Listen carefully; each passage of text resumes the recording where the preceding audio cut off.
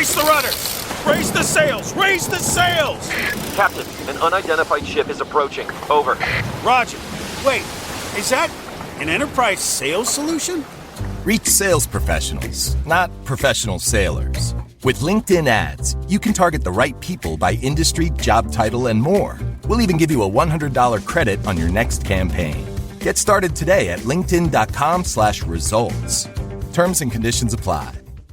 Out here, it's not only the amazing views, but the way time stretches out a little longer and how the breeze hits just right at the summit. With All Trails, you can discover nature's best with over 450,000 trails around the world. Download the free app today. This is Paige, the co-host of Giggly Squad. I use Uber Eats for everything, and I feel like people forget that you can truly order anything, especially living in New York City. It's why I love it. You can get Chinese food at any time of night, but it's not just for food. I order from CVS all the time. I'm always ordering from the grocery store. If a friend stops over, I have to order champagne. I also have this thing that whenever I travel, if I'm ever in a hotel room, I never feel like I'm missing something because I'll just Uber Eats it. The amount of times I've had to Uber Eats hair items like hairspray, deodorant, you name it, I've ordered it on Uber Eats. You can get grocery, alcohol, everyday essentials in addition to restaurants and food you love. So in other words, get almost anything with Uber Eats. Order now. For alcohol, you must be legal drinking age. Please enjoy responsibly. Product availability varies by region. See app for details.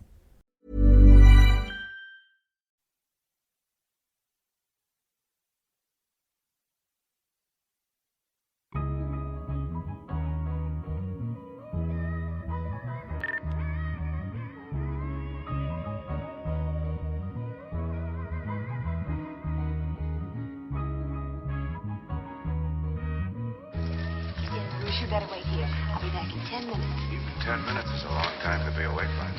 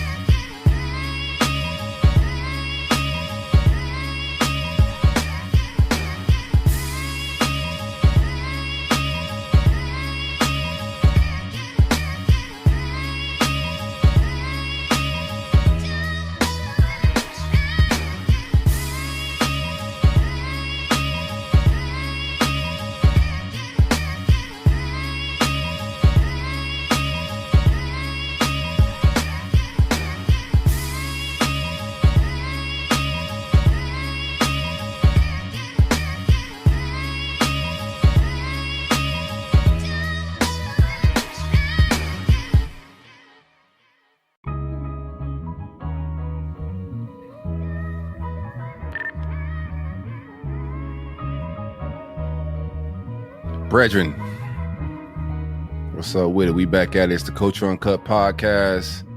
This is our Thursday show. I like to call it Payday Eve. Kicking it with my family and my people. It's your boy Silk. Down to the bottom of me, pause, is my guy DJ Nova Fresh. Out there in Cali, kicking it by way of Louisiana, man. Louisiana, that was so you already know. Now I got my brother from another mother right next to me, Treyway the Moisturizer, Palm Beach County finest, mug boy from the core, but he out there in Atlanta doing what he got to do. Yes, sir. And then the bottom right corner, your left corner, is my guy, Dr. Umar's not lost son. He's definitely on his journey. North Florida finest, but he out there in Milwaukee, getting the bucks. Gio, what it do? What it do, man? We vibing, man. Shout out to everybody hanging out with us. We got a beautiful show lined up. We finna kick it, man. No dramatics today. Hopefully no arguments. You feel me? No ISO between Shell and Nova on this Thursday evening, but we finna hang out. Let's get No into brokies. All right, Most now. importantly, can't have it. Out the gate. Peace, with the love, broken and shit. My yeah, bad. that's how I went off rail last time. Like we was having a smooth intro last show, and then the brokey shit really struck some chords. But it also inspired some people. We shared those screenshots. We'll talk about it in the show. Let's get into it. Peace, love, and blessings is all I'm after. Beautiful women, good kush, and a whole lot of laughter. Designer linen to stay dapper, then cap it off with a fly ass caption to go with these moments we captured. It's the Culture Uncut podcast, and I'm kicking in with 3 distinguished gentlemen that I call my friends, brethren. What it do? It's your boy DJ Nova Fresh, man. And like always, man, I got my people with me. And I just ask, if y'all comment, I comment back. That's all I gotta say. No doubt. Shout out to the people in the comments. Yo, it's your boy Trey Pound, the moisturizer, aka Big Tsunami, the walking flash flood himself, Mr. Sokum and Strokum, president of Wet Lives Matter, because if it ain't wet, you already know it don't even matter. Play me my theme music.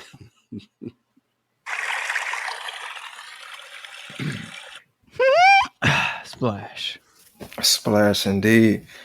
I said I get the passenger Prince treatment in the Porsche because she loves how I apply pressure without force. By her actions, I can tell that she in love. She addicted to your boy like she's strung out on drugs. Peace. Man. That's those some Yeah, eloquent vibrate. bars there, man. That boy, hey, you know what? I know what you be. I know where you been, Gio. You know what Gio been missing? He been writing for Kendrick. He Kendrick right ghostwriter. Oh, He Kendrick ghostwriter. I see the science. I see it. Yeah. I see it. That's why Dr. Umar bar is coming from. It making sense now. Now that you say that. I done peeped you. I peeped You you. put it together. Mm-hmm. Boy said he Hey, got that that makes fit. sense. He said he got that fitting dick. Yeah. Hey, that's the thing. Yeah. Man, It they fit ain't in half her and pipe all. he giving her. Mm-hmm. It what? I said it fit in her and all. Mm-hmm. Yeah, you really writing for Kendrick. I'm telling you, man. You doing. Bruh. 69, boy, you I a see. freaky ass boy. Yeah. Hey, that you, I'm allowed the N word on that. I know I've been N word free, but I'm gonna be real with y'all, man. I don't say N word, but when that Gotta say that one, huh? I gotta say freaky AN, bro. Like I just been getting that off in my personal life. I wouldn't say it online or on the show, but I've been singing that shit and crip walking a little bit. I don't know what's wrong with that though.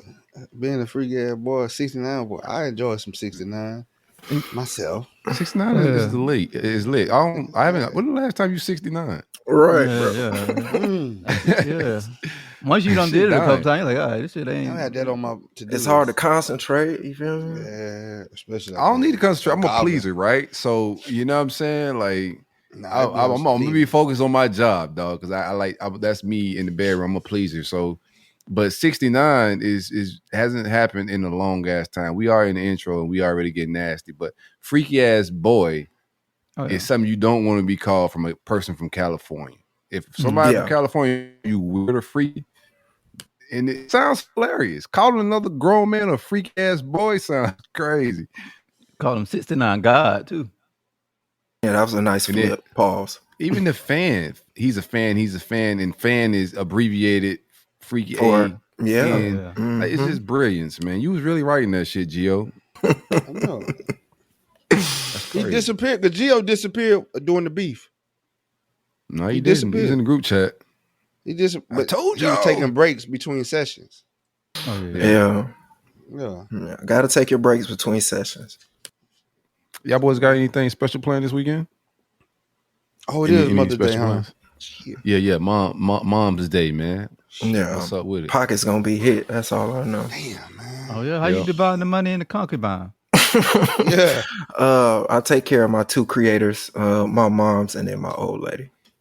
That's impressive, man. Even through like the like just being co-parenting, you still like come through Yeah, the Mother's Day. yeah, got to, bro, because I want to set an example for the girls. You feel me? That's I righteous. want them to grow up and know what a man's supposed to look like, move like, operate. So, you know what I'm saying? I try to cut down on some of those type of activities so that I don't have to deal with it when they get older. But yeah, I gotta show them. Man, I right. just feel like I ain't gonna need a lot, man. I just feel like if I pull up the Geo house, I'm just gonna walk in. It's gonna be like a bunch of women just in the house, and like, Y'all like that ain't gonna be it. cultural dress, like You gonna see some plants, and Oh yeah. Definitely gonna see some women- plants. Yeah, women walking yeah. with incense and stuff. She got chopper the little- necklaces. She got the Yeah, beads, that too. the little The beads that for hang. the entranceway. Yeah. Yeah. I wish Yeah, I yeah, had some of them. What? I wish what I was the did. Yeah, what was the purpose of them beads back in the day? Walking around naked, juicing okra. Feng shui. Like who started the beads? You ever thought about that? A Who hippie. started the beads? A hippie, sure. Okay. Yeah. I mean, you want to just divide the room. You can't really like add drywall into the crib, but if you want to divide the vibes, that was a way You of got you that, dividing yeah. the vibes, just hang the beads. And it's like when you cross this threshold, cross here barefooted, ready to meditate, you feel me? Incense is blowing back here. Like, have your mind right a little bit, bro. You just Yeah, can't be walking yeah. through my Freaky ass boy. freaky ass boy. I just been calling people that for no reason now. Me too, man. That shit stuck. Bro. I'm 69 like, God. every time somebody do some freak bullshit, I'll say, yeah, 69 God, you a freaky Boy, ass you know boy. who was on there? You're a Oh, freaky ass Diddy boy. was on that. He was on what? Diddy was on that freak boy hard. They got a Diddler monument. Y'all saw that? They put Drake on there too. They put Yeah, they did. Drake. They threw him on there. Drake, Diddy, and dude from Oklahoma. No, this is. I'm gonna from tell you some Oklahoma? shit, bro. The R. GOAT- Kelly on that shit too, ain't it? Who's from Yeah, Oklahoma? they got that's a wild Mount Rushmore. That's Who a from wild Oklahoma, Mount man? I don't know who from. That's a Mount Rushmore The you do not basketball want to be a player. part of. Hell no. His name like Giddy or something. So it was the Giddler, Oh, the Josh Diddler, and the Yeah. Drizzler or whatever it called it. Yeah, that dude. That he skated off, boy. Whoever how he skated off, Drake need to call him and learn how to skate off on those pedo charges, like he did, like them pedo. Oh, Drake vibes. finna skate off. Drake just his personal perception is taking a hit. His reputation is definitely taking a hit to like the middle of America, who's not like in tune with rap beef. Like that shit is the number 1, number 2 record in the country right now. Is Kendrick Lamar. Nike and the NBA told Drake, "Hey, leave this shit alone, bro. Like this shit is affecting business." So It like, affected we the can't shoe have- sale. Yeah, He can't have drop. the. Go ahead. I'm sorry. No, you good. The freaky He was- ass boy 11s ain't really hit. Yeah, he was supposed to drop. He was supposed to drop the Freak Boy 11s, No, them ain't hitting. and they put it. Man, people ain't fucking with it. Yeah. They should have just quietly not dropped it and just postponed it till people got short term memory. So they need to. Drake need to manufacture something, some scandal. He did Give him already. perfect He time for already got him. one going. No, I'm saying he need to create a scandal for somebody else to move the spotlight. That's what did I think it. this is Yeah, the that's what perfect did it did time. with him. I think the perfect time for him to drop an all rap album that the street's been asking for. Like, just because I know Kendrick got a project he finna drop. I don't think he's done. He's gonna drop a project this year. But I think Drake should drop something like that. That R&B shit and all that pop shit is not gonna hit. I think he needs to answer the algorithm of I don't drop shit. He needs to answer the bill a little bit, in my opinion. But he'll be all right regardless. He rich. People forget fast. Sometimes you lose beefs, man. Yeah, what he can't do is just stop working. He got to keep working. Oh shit, the contract gonna make him do that. Man, that shit stuck in my head. I'm gonna be randomly saying that throughout the show. Is Bro, that in the that- BBL Diddy? No. Oh my BBL. god. Yeah, Drake. Hey, he told him to shut up and make some drums, and he did that. Man. Yeah, them two hit. So many mistakes made Freaky in this ass beef. boy. It was just prom season. I know you took you. Yeah. Son had his prom thing. We dealing with a little photographer issue, but it was a great night, man. I think he really enjoyed himself. And I think that's something that he'll definitely remember, man. So I'm thankful for that. He a senior in high school? Somebody Yeah. wanted- He a senior. He gonna graduate and then turn 18 all next month. So we're gonna have another little shindig for him for that. But yeah, he graduated, got accepted into school. So he just got to try to figure out what he want to do. That run from your from prom to graduating that summer after you graduate is a nice run for a young man, bro. Like, Listen, that's a run of just shenanigans, like grad night, senior trip, senior skip day, and then you're a grown ass man able to go out to hang out a little bit at 18. That run from prom all the way into the summer before you go like freshman college is a fun run for young kids leaving high school. That boy about to be a freaky ass boy. Oh yeah. You about to do all types of young freak bullshit. 69 guy, you a freak? Yeah, you definitely 69 guy in it. You better steal all his daddy incense. Oh, bro. Yo. Man, I noticed that. Go ahead.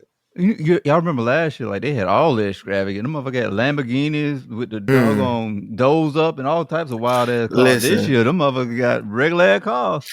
I ain't gonna lie to you. We tried to get one of them i8s, but we wasn't able to get it, bro. She was trying to go that that shit route. down here. Yeah, they got the crazy shit down here. And I'm gonna tell, like I already told my daughter, I ain't participating in all that goofy shit. I ain't got time for all that, man. Like I want to get you in a position one day you could go buy all that fly shit, go buy your i8. I'm gonna get you. She gonna go to the prom or something fly, but I'm not trying to have.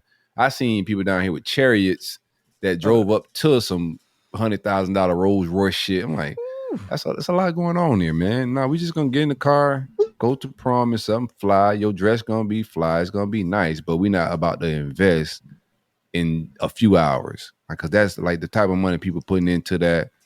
I'm just not about to do that with a kid I'm about to send to college. You know what I'm saying? If I had it and I was rich, then that's a different story. But I ain't rich, and I got to teach her like money values a little bit. So we're gonna get a fly car. I don't know if you're gonna win prom, best prom. I ain't trying to win it. I don't know. No, I feel mine's gonna be like me. I went in the box Chevy to prom. I had that middle of the mall tuxedo, $90. Man, you gonna send that boy to the doggone prom in a gas guzzler? Gas guzzler. Nah, he probably get the he probably gonna be in the Tesla. Stank going in the box, like the box Chevy. It's not. It's like you need something with a new car smell.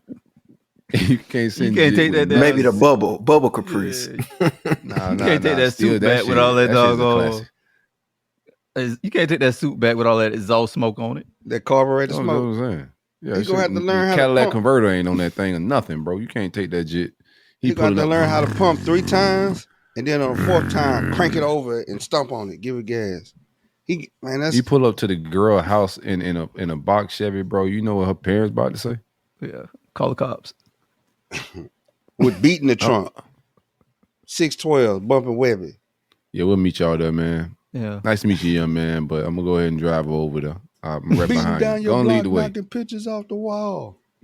You gonna mess with my daughter's dress. Her dress smelling like exhaust smoke, and her weave smelling like exhaust smoke. Now what I'm gonna do?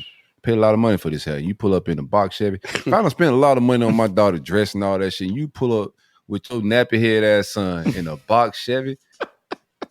And I call the neighborhood security. Get him out of here. Call HOA. What if it clean this though? guy's loitering. This guy's What if I got the candy paint, peanut butter guts, swangers tell on the that cops you're a thing, drug dealer. grill, Yeah. fifth wheel, pop roof, pop trunk on that mug, bro. Nah, 612s in there. Hey, TV screens in their headrest. Sir. That's all you're gonna hear. Sir. Man. Yeah. Get the K9, John. That's all you're gonna hear.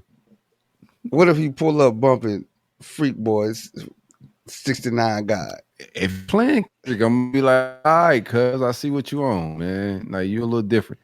This has been playing that shit. Like Harlem used to call me listening to Kendrick. He's like, oh, you listening to that old man music, Dad? Can we not listen to old man music? I woke up this morning, it was Money Trees playing out his bedroom. I was like, oh shit. Like all week he was playing the Freak Ass Boys and the whole diss, all the diss stuff. But I was like, okay, he's starting to climb into the algorithm of Kendrick a little bit and know what substance of hip hop is, man. It ain't old man rap no more. Shout out to that. What happened Back to the to the photographer? She just ain't like how he edited pictures, man. So he got his logo splashed in like the middle of the frame, and he don't want to take the watermark off, bro. So why? He a main character here? I don't know, bro. Well, what kind of? Did you pay for him? Yeah. Well, you paid for him and he left the watermark. We do business the right way, man. Usually, when you don't pay for them, they leave the they watermark. put it. on. Yeah, no, it's all right. Pressure gonna get turned up a little bit. I ain't worried. What you gonna do? He gonna bring the nation of Dr. Omar's out there. Bringing the nation to Milwaukee is wild, boy.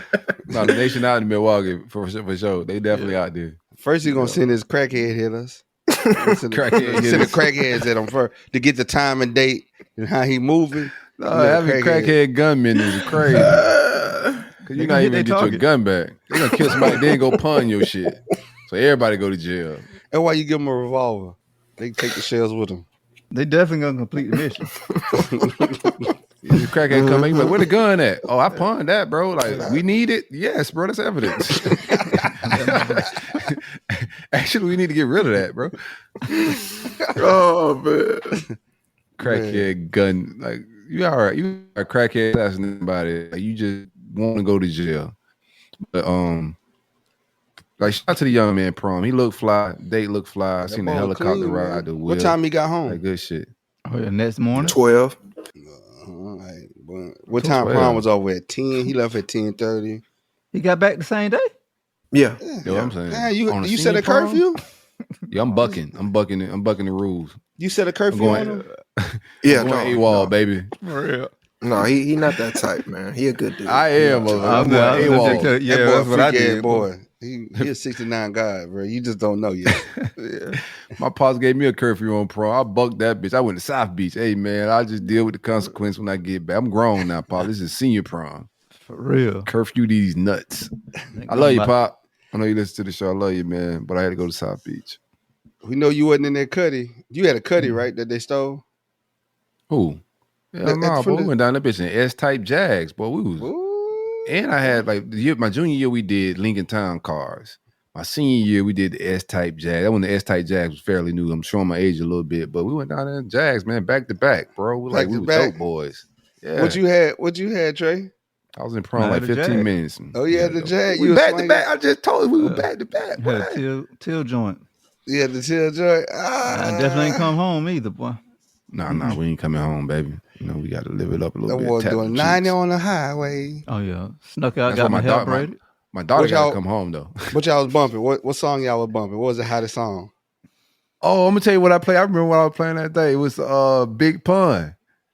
Big Pun was doing, he had just died, dog. So it was, I don't know if he just died. That joint? No, he said, it was one.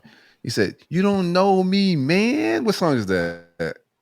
Damn, what song? The Big Pun song. We used to buy it from school. The woman was like, "Don't I know you from somewhere?" He's like, "You don't know me." It ain't. I don't want to be a player no more. I bought these titties. Get your own. That's. I don't want to be a player. I don't want to be a player no more. All right, I gotta find a song. I play that shit. What you looking for? Yeah, I think that's it. I think. Yeah. That's it. That's it. I was bumping Chameleon. I don't want to be a player no more. That's it. Hold on. You bumping Chameleon there. Oh man, you done dried up the whole doggone block, nigga. Bumping Chameleon. You can get nowhere. You just calling on the police. Let him go, boys. He's Blue Lives Matter. I ain't even getting both proms, man. She claims she is on her period, man. Tragic. My boys was at the hotel cutting up, boy. They had the whole second floor of the motel. What's that? La Quinta. They had that shit. They had that shit booked up, boy. Shout out Lil Mike Dubois. It's so hard. That's what it was. That's what it was. It's so hard. I'm finna play some of that bitch I got too, bro. No, they're gonna copyright us. No, they ain't, dog. Nobody don't care about pun music. Oh yeah, they do. I just can play like just a little bit of that. Soon as we sat on the YouTube, that bitch gonna be copyright.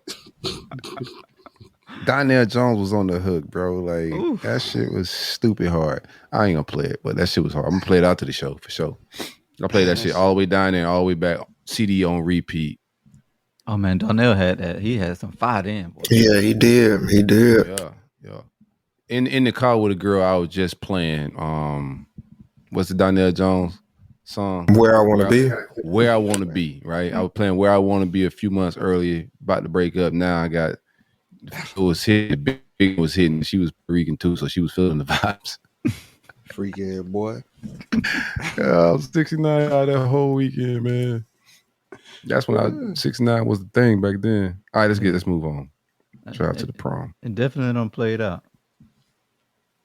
Yeah, it's too much work now. Only people 69 and now is lesbians and.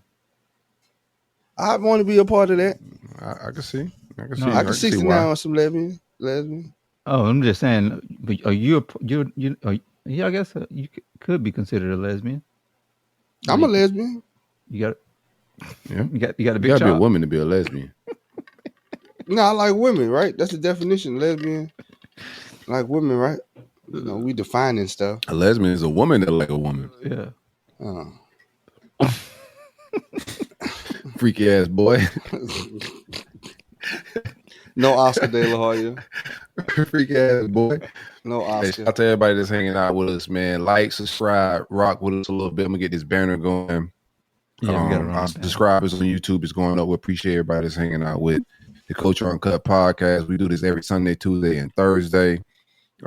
Last weekend I had a good time. I know we talked about last weekend. I mean, last weekend we told our plans, but I ended up going last weekend fishing with KB. KB ain't been on the show all week, but I had a good ass time. We went bass fishing. First time my son went bass fishing. We ain't catch nothing, but the vibes was crazy. Good. The weather was great. Being outdoors is always dope. Go outside, recharging melanin, grind yourself, walk barefoot, all that type of shit. But good ass time. Mm-hmm. Did y'all ride on a boat? Y'all had one of them little bass fishing boats? No, we didn't do that. We just went off a bridge. Oh, okay. I be liking to just watch do them something old heads, the bass fishing, boy. Bass some good fish. That shit tastes so good. Man, yeah, I ain't prayers up to the hood fisherman. Y'all saw that, man. The hood fisherman done got. He got shot. That's crazy. Yeah. South Florida brethren, they got him. They hit him up. The streets are saying like he got a lot of shit going on in the streets. So, people get shot. Everybody be like, "Oh, poor guy," but according to the streets, he might have been telling on people and doing a lot of other things, man. Oh, he baby Charles and White. How the fishing dude snitching? What he telling on people that's taking fish or something? Illegal fishing He spot? just fish on camera. I don't know what he doing off camera type shit. Got them fish scales. Like, that's probably why he fishing. Yeah. He getting the fish, cutting them open, putting the cocaine in there, and then shipping them. Oh, now you just telling on everybody. Got him. I see what you're doing. Got him, boss. No, but prayers up to I think he pulled through, but he did get shot, bro. That's crazy, man. How you shoot the fishing dude, bro? Fishing supposed to be peaceful. Say he got some. Bizzle know him. I guess in the fishing community, the word got out because Bizzle told us in the group chat that he got somebody like 10 years. So I guess on the all fishing hole. Boys, Could you imagine you get locked up on a fishing hole because the dude told, "Hey man, he been fishing in an illegal fishing hole." Yeah, he got that flicker boom bait. Yeah, he out there. He got more than he only supposed to get 5 fish, and he got 12. Telling him. All right, we talking about freaky ass boy shit. And on the docket, we have: are y'all adventurous? Sex in public or when you have guests at home? I don't know who put that on there, but you're a freak ass boy. If you aim to make your old lady holler while you got company over. That's crazy. Gio raised his hand. That was you? That was your shit? Yeah. So what level of freak ass boy are you? Like, what's up with it? I like to be adventurous, man. I'll say that. So the thrill of excitement kind of sort of, intensifies the situation. The thrill of getting caught? That's crazy. Well, that's wild, boy. So you do public bathrooms, like that boy you're in the in Mile High Club? Yeah, that that didn't happen before. Not in planes, no. You did it in church public too? bathrooms? Bathrooms, yeah. Church, no. Your kids done walked in on you yet? No. Movie theaters? I'm trying to see how dangerous you going with this. Other people party? Yeah. Freak ass boy. What's like off a freak ass boy down here? Like, shout out to Fab, freak ass boy. What you guys wildest shit y'all ever did? Public. That ain't really my shit, bro. I would say probably in Hawaii. Oh, you done did some shit in Hawaii. Oh, yeah. Hawaii and at the luau's. Panama and Hawaii, them the two. You lucky shell. I'm surprised he say the Philippines or something. Thailand, one of them places he took it. Were you in Hawaii? Oh, I was in Honolulu. We was after the club. What public place? After the club, we was in the parking garage. And motherfucker couldn't make it upstairs. in the parking In the garage. car? Yeah, cars ain't shit. Nah, Done cars. not in the car. I was in the garage. She was bent over the Where front everybody seat. turning at. She was bent over the front seat. I got my pants down. Man, the security guard tapped me. And I stopped. And she like, what you stop for? I was like, the security guard, man, she say, fuck him. And he like, go ahead. He just stood there and watched. Thumbs up. He just stood there and watched. Yeah, both of y'all some fabs. Freak ass boy. Freak ass boy, dog. The best 2.5 minutes of his life, wasn't it? I was happy to be there.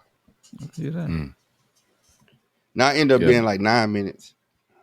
It's just weird. Back shots in the garage just sound crazy. Like you just hitting some shit from the back in the garage. Like, and she lived there though. So what was she said the next day? Went into the bed. She was drunk, so she don't really remember. So she said the next day she was like, she called me. She's like, man, I get in the elevator, the motherfucking security guard just smiling at me the whole time. I said, you know why? She's like, what? And I told, she was like, you lying. I was like, she wasn't sore or nothing? Because even if she was drunk, she gonna wake up the next morning and be like, damn, I gave this pussy away last night. No, she knew we did it, but she didn't know the security guard was there. Oh, okay. Yeah. What I say? Nah, like public shit ain't really my bag, bro. Like I don't, like they ain't really. I'm down to do some shit in the privacy, but since I maybe in teenage years, I got that shit all movie theaters when I first started using my weapon. You feel me? Like I want to see how much I can get away with. Yeah, it's like getting a kid getting a new pistol, bro. It's dangerous, man. So I was just shooting everywhere at first, but once I realized this is a dangerous gun and you go to jail for indecent exposure and shit like that, I stopped being a freak ass boy. When you first start shooting, you start off with like, shooting bottles. You know what I'm saying? And then when you elevate your game, you take your shit to the range like professionals. Well, you causing damage if you shooting bottles down. They're using a metaphor, bro. Yeah, it's not literally, bro. You'll get it later on. No, I'm adventurous to a extent. You know what I'm saying? Like you, like Corey was saying, like back in like when I was younger, I was wild. I was willing to, get that thing up anywhere. Now it's just to an extent. Like I done did pools, jacuzzis, stuff like that. But what y'all think about pool sex? I had pool sex. What y'all think about pool sex, man? I had ocean sex. Oh, it's like sex in water is trash, bro. Yeah, it's trash. It's overrated, but I had to do it. But that jacuzzi hit though. You be pumping in slow motion. Not even in slow motion. It's like water get into it. It ain't really gripping like it's supposed to. Like just throw something off there a little bit. Freak ass boy. Oh yeah. And then when I did, I had a condom on in the pool. So it's like, it was really unrighteous. Like, bro, I don't know if I really got a full experience here. Yeah. You was hating life, boy. Trash bag gang in the pool. It tells how young I was, man. Boy had a rain. Young, gullible, naive, and wearing condoms. Yeah. Poor guy. Lifestyle stock was high, wasn't it? No. Definitely gold rappers. Gold rappers. I remember you'll whip out a gold wrapper and the girl say, "You sure it fit or it's gonna be baggy?" Like, yo, who you dealing with? Who you was talking to? Yeah, no, some boys be having these gold packages and it be baggy. They get what fit you. Like, what the fuck? Who you? No, I'm finna show you in a second. I just got the gold wrapper for a flex. Yeah. That's a area. Some people live like that. Boy, pull out that shit be still in there. Yeah, on the left. Now you a recycle bin. You're like, damn, I swear I had a condom. I swear I did. Motherfucker still in there. Yeah, you gonna Freak come out with the cycle. Sexing with people with guests at the crib is just unrighteous, Gio. I'm gonna be real with you. That if you on the freak ass boy of that level of we got company over, the in-laws is over, and you end up giving it to a, like full porn hub. Not full throttle. Yeah, no. But you want to guess to hear? One way to go. No, just the captivated in the moment type of thing. I tried to get that shit off before. I ain't gonna hold you. Nah, I've done it at parties. It was this girl I was dating, man, and we had a thing every time we go to house parties, man. We go to the bathroom and bless the bathroom, man. Been over the sink and we just go to work. Yeah, It could work. and I know. I think she did it so I wouldn't be talking to other Put the chicks. plastic You know what I'm teeth saying? on. You come to the I crib. think she did it so I wouldn't be talking to other chicks. I won't be bothered. You know what I'm saying? So that was strategic. Now that I think about it, that was smart of her. Wear me out so I ain't even looking at nobody else. It worked? Yeah, it worked. It worked. You know, when you get that clarity, I'm good. One pump I'm chump, vibing. huh? I'm vibing. I ain't no one punch. I want her, but I ain't looking for nobody else. Boy, reload game ain't shit, boy. Shit, my reload game, boy. Fire. 15 minutes, all I need. Recovery. Come out the tunnel like Paul Pierce in Game 5. A bad analogy. Roll me off in the wheelchair, come back running out. Let me ask y'all this. Let's get in this part a little bit. What is y'all balance of, I think compatibility and also chemistry matters when like meeting people and vibing, right? If the chemistry is fire, you know, and it's engaging at the start of a relationship and y'all vibing out a little bit, but you know, in first couple of weeks the energy is fire, but you start realizing like living or future, the compatibility is probably off, but the vibes is great. How do you move forward, like in a friend zone way, knowing that like compatibility wise y'all don't have a lot in common or it wouldn't really work, but the chemistry's fire? Do you keep hanging out? Like what? Like how do you approach that? Man, that's a good one because that has happened. So what I've learned in this grand age, man, is just to be honest, just to be straight up honest. Say, man, hey, everything about you is great, but we ain't got no future together. You know what I'm saying? The sex is amazing. You are a dope individual, but you hostile at the same time. Oh, damn. You like them hostile ones, I think. Nah, you know, they've been through so much traumatic experience in their life, man. And I ain't here to put up with it. I ain't the last dude, and they can't get over that. They can't get over that. So I'm not the last dude. I ain't gonna deal with it. I ain't got to deal with it. That's the beauty. So you weight compatibility higher on you know, the scale of importance in relationships than chemistry. Yeah. No, I love chemistry, but compatibility you can work on because you got to learn each other. So you can improve, and it's a time frame. You got 90 days to best yourself. Oh, nice little work probation. Probation, yeah. And if you can't, Harvey treatment, didn't it? I've a little bit. I've identified these issues, and I hope that you identify some issues you have with me, and let's get these straight in these 90 days. And if you can't get them straight in these 90 days, then we're gonna have to part our ways. As much as I hate, because it's hard to find chemistry with somebody that's hard. Dope as fuck. It is. You can't make chemistry. Yeah. You can't make that. That just got to come naturally because y'all got. That mean y'all into the same things, and that person's just being genuinely them, and you're being genuinely you. That is hard as hell to find, bro. So what would be the lack of compatibility in your mind? Because chemistry does mean that you got a lot in common. Mm-hmm. Excuse me. So chemistry does mean you have a lot in common, but something standpoint, on an everyday standpoint, it'd be like compatibility thing. It'd be like she got a weird ass laugh or like whatever it may be. You know what I'm saying? Her car is dirty or some shit like that. Like whatever it may be, but it's something that's throwing you off a little bit from a compatibility standpoint. But when y'all hang out, watch movies, talk on the phone, everything clicks. You definitely got something in common. It could be how you treat people, how you treat like your family members. Like I'm big on respect with your parents. And we can have all the chemistry in the world, but like I'll lose compatibility with you if you're not talking to your parents right. What's the difference between the two though? Like ain't they like the same?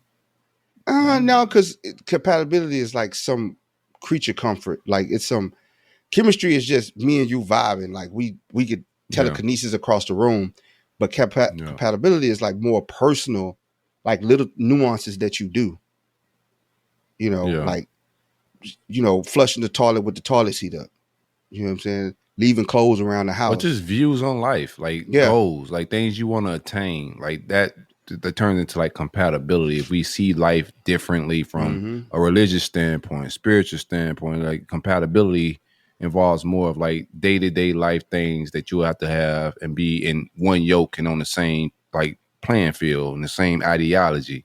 While you could have a good time with somebody, you know, when you're out having a good time, like that's good chemistry. But when life started happening, you got to be compatible in some way to share the same views, you know, to hold each other accountable to morals and principles and integrity and all that type of stuff. So I think that's the difference between chemistry and compatibility. Yeah. Because when I think of compatibility, I was thinking like you two can be around each other, coexist with no conflict, no struggle. It's like easy. And when I was thinking chemistry, like you kind of locked in, you kind of like everything kind of flows. Like you say, we're in sync. We got the same type of chemistry. You know, like I see how they can be. They cross over. Yeah, they cross over. But I think for me, compatibility is like it's a big. Because it starts eating and eroding away at the chemistry because you don't want to be around that person. And chemistry is the start. Right? You need chemistry to get to compatibility, right? So you like that's why I was saying like how much you aware. Like you have met some people that have like great vibes and y'all having a good time hanging out, and then you want to take it to that next level, and then you start asking them questions about what do they believe in, like you know their goals and you know how do their financials, like the goal, like anything, how they view every aspect of life, politics, all of that stuff. And then you like, oh shit, like we're a good time, like before we get to like real shit. So she may be a good friend and the chemistry is good in that space, but for somebody that I gotta live with on a daily basis, she believes in Buddha. She's a Buddhist and I'm a Christian. Like we're gonna be going to church in different spots that maybe not the vibe for me or the principles for me. Good hangout, but I can't really live with her on a daily basis just because of basic life views. Yeah, I had that. I remember when I was out there dating, I met this one chick and we hit it off, man, like great chemistry. But she didn't want to go on a date because my stance on the whole Black Lives Matter protest. Oh boy, where you was at with it? Oh, this gonna be good. This gonna be good. Nah, I just was like, I'm at the point where I'm tired of the protest. Like, I'm like, what's the point of protest with no follow through? Like people constantly we march down the street and we ask these same lawmakers to change these laws for us. And they go, oh, okay, yeah, cool. We got you. And they just wait us out. And then you go back to your daily life and nothing changes. Look at where we at. Did they bring about police reform? No, you right. So they did the George Floyd Policing Act, didn't they? What did it entail? It got passed. I didn't see. I just it was a lot of. I mean, there got to be bipartisan shit when it comes to shit like that. So I can't I don't know what her stance was on it. No, she just was like taken aback by my thing. I'm like, listen, all that marching and stuff, man. They just waiting for you to go home. You got to follow it up. You got to vote the right people. You got to get the right people in the office, man. We keep going with our hats in hands, asking these politicians that don't look like us, that don't have the same views as us, to make laws for us. When we can get ourselves in office and make our laws for us. It's like representation matters, and we don't have that. Yeah. I don't want to get into like politics and the breakdown of that shit, how it's not that simple. But I'm with you. I was out there protesting a little bit, and I've seen some value in it because you have to. I mean, the rights we do have now came from people demonstrating, putting feet to pavement. At a time where we couldn't even vote, so we couldn't really participate in the politics of it, and changes were getting made by people putting foot to pavement. So I see like demonstrating has been powerful around the world. Like civil rights movement is the biggest rights movement of all time. So like there's something that could be done from it, but it's all gotta be more, you know. And I think everybody has to play their role. Like there needs to be demonstrated, there need to be people that are activists and organizing different, you know, whatever it may be, legislation, organizing bills, like multifaceted is what you're saying. Yeah. Just like everybody can't go write bills and do legislations, and voting's a different thing. Like if you want to get as many people to vote as possible, but we're the minorities. We're not putting presidents in office. When you break down the real stats of it all, bro, like we're not really putting. When you look at the electoral votes and you break down what politics is, it's discouraging in that fashion as well. So we got a lot to do all together. But it's interesting that people take, like we were just saying that, but back to compatibility and chemistry. Yeah, like how people handle certain things and Black Lives Matter, like ain't just ruin those type of relationships. There were certain people in life that I stopped dealing with at that time, how they reacted to Black Lives Matter, not the movement, but just Black pain. Like watching how people reacted to it. Some people just didn't give a shit. Like they just went on living life and was acting like it was not a big deal. And when there was a lot going on, it was a big deal. So like, yeah, all that shit matters, not just in relationships of women and men, but also with just friendships, like principles and all that stuff on the line. Then it's like, okay, I had a good time. That was my dog. We had some vibes, but like this white boy think ain't shit going on wrong. You feel me? And I can't really vibe with him. Even though the chemistry's great, we had, did some beer funnels. We played some fucking cornhole. Like we got busy. It was a great time. But at the end of the day, I don't want to hang out and having good ass vibes with somebody if like some of our principles on the line on certain things, man. Mm-hmm. But yeah, no, I agree with you guys on a lot of fronts. And like when everything kind of kicked off, it's like one of them, like the movement did play like a significant part in making some changes, but I don't think they was organized to kind of get the shit off that they needed to get to where we need to be as a people collectively. If they were organized, I think it would have been a better outcome. But everything was just, the world was closed down. Everything was kind of moving fast. You had all these different like atrocities that was happening, whether it was Ahmaud Arbery, George Floyd.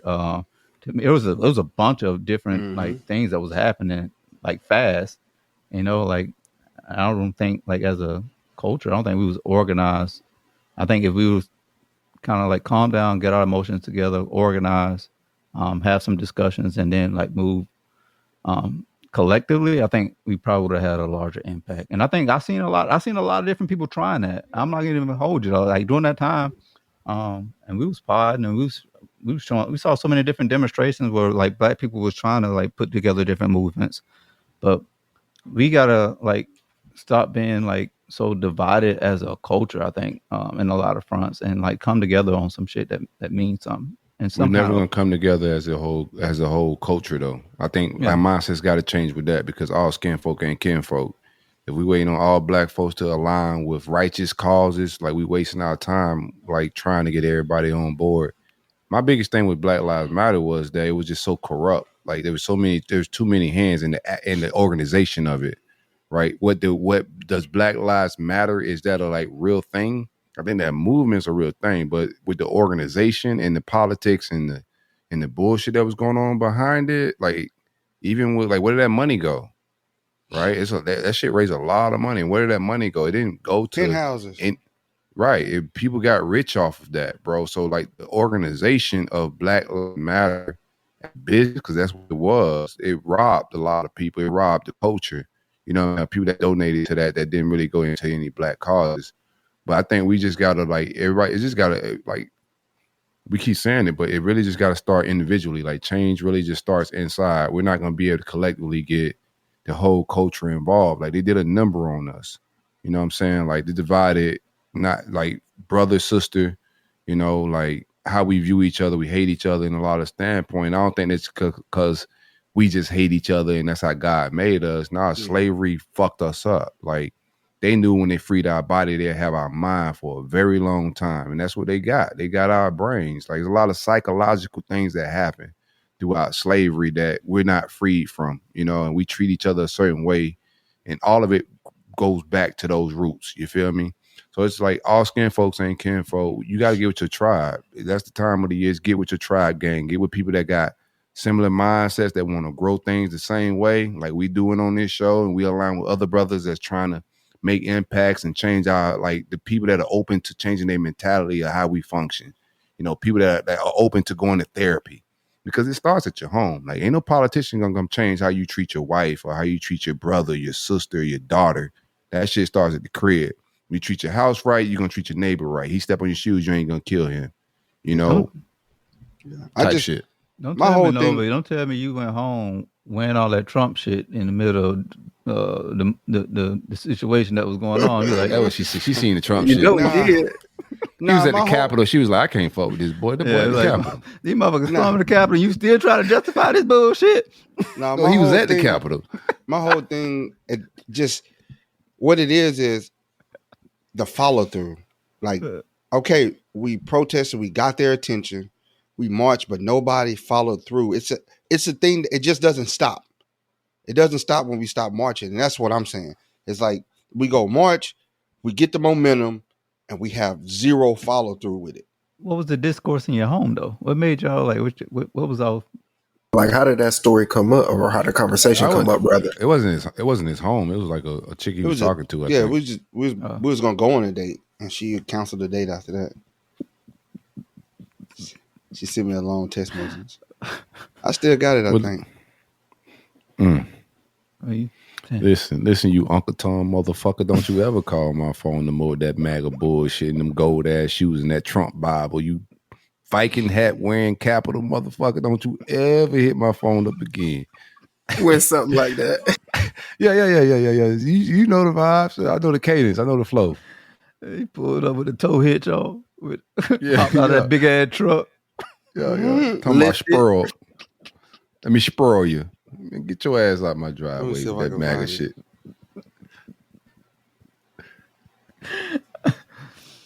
Now I want to hear the text now. Like this. I know this is. When I find it, I'm gonna let y'all know when I find it. Hey, don't forget to run the banner too, man. We got to do another giveaway. I didn't run the banner. He just dropped that A.T. Perry interview. It's late as hell, man. We're going to have to run it tomorrow, man. With all the marketing, I guess. But I'm sorry, I was talking to Trey, like handling business while at the same time we're talking. Hey, engage with us. Engage with us. If you're a Cupian, we appreciate everybody for hanging out with us on Facebook. We've been getting a lot of Facebook posts and people getting us love for some of the takes and things we're getting off. But call us and leave a message. 470-851-6735.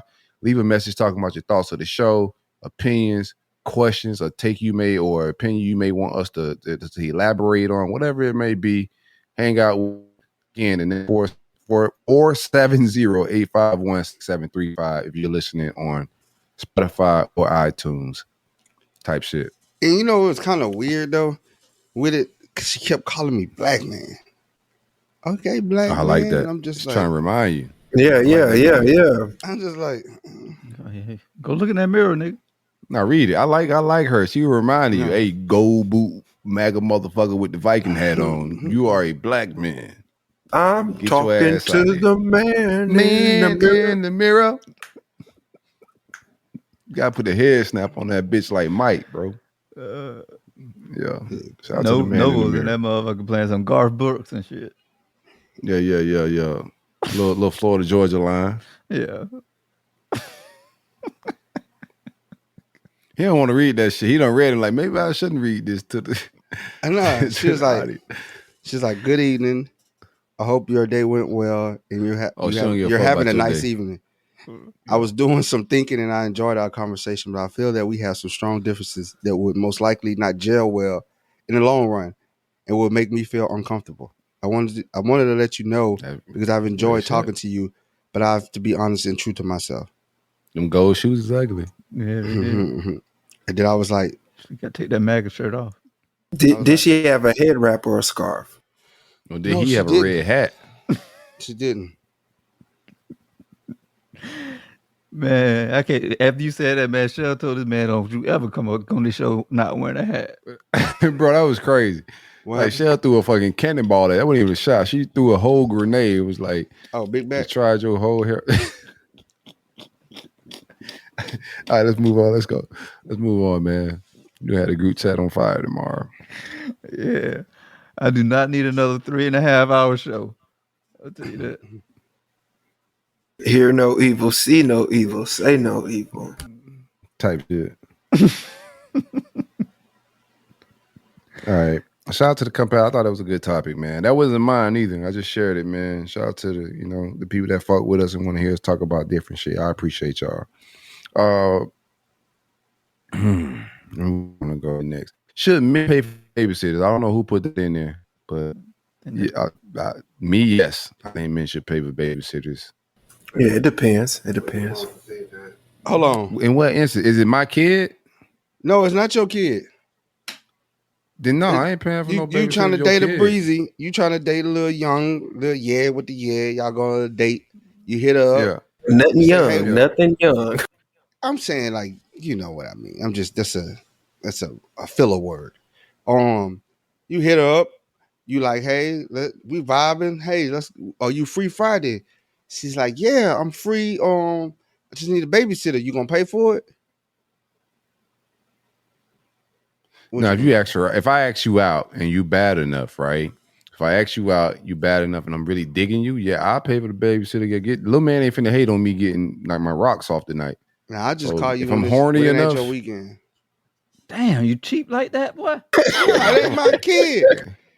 I mean, she's gonna be cheaper than the stripper. Like I need some man. If I need some woman attention, it depends on what your Rolodex is looking like too. But if I'm if I'm far down the Rolodex and I hit one up that's down the vibe, and this is like if I'm single, like so I'm single, I'm going down my little Rolodex or my roster, and everybody's just like, oh, I got work, or I'm going out of town, or it's Mother's Day weekend, I'm going to do this with my mama, and ain't got no bites. And I get to one that I get the bites, like I'm down to rock, which is my boy, but I got the kid. Either I bring him along, or you're gonna be desert. So yeah, I would pay for the babysitter. Like what they call a man to go, shoot the babysitter with some Nerf guns. I got it. It's always somebody available. That's why you swap them out. You get the okay. This ain't your grandma's weekend. like 39 now, bro. They going out too. They ain't doing that. Like they partying with them. No, I'm talking about you swap them out. You go. You get. That's why you keep the rotation. That's the first thing I ask. Oh, you got kids? What do you share custody? What weekends you got? Damn, you asking them? In the pull up? Yeah. Yeah, he wanna know. He wanna know how good of a father the kid's dad is. That's just crazy. I got a rule. I don't date when I got my kid. I don't go on dates when I got my kids. I ain't gonna send them to the babysitter. So you got to catch me on the weekend. I'm off. What if she just a single mom and there's no weekends? She just the full-time mom all the time. Work some overtime. Whoa! I'm not paying for no babysitter. Yeah, boy, you tough, boy. Fuck, I look like he got a daddy. Bootstraps cutting up. You just ain't met a Drea. If it's Drea and that jit been staying home by herself and they went viral, I would pay for Drea's kid to get babysat. I don't care. Yeah. Oh yeah, I ain't paying for them little world rats. They got a daddy. Over there. Send them to their daddy or they auntie house. What? Where you hide the yams? Yeah, I might let a little man come on a date with us. Like bring him along. We go do some top golf. I'm not paying a couple rum shots kids, in his little drink so he can fall asleep on the ride home, and then I do what I got to do. But we'll cross that bridge if we get in a serious relationship.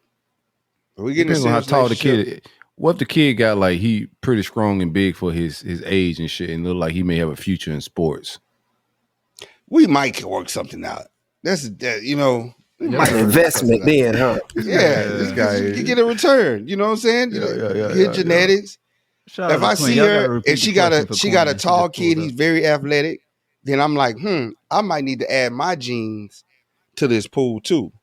How you gonna add genes to the jit that's already there? Yeah, that's already existing. I'm talking about breeding with her and making another one. Oh, okay. What if the genetics didn't come from her? It came from him.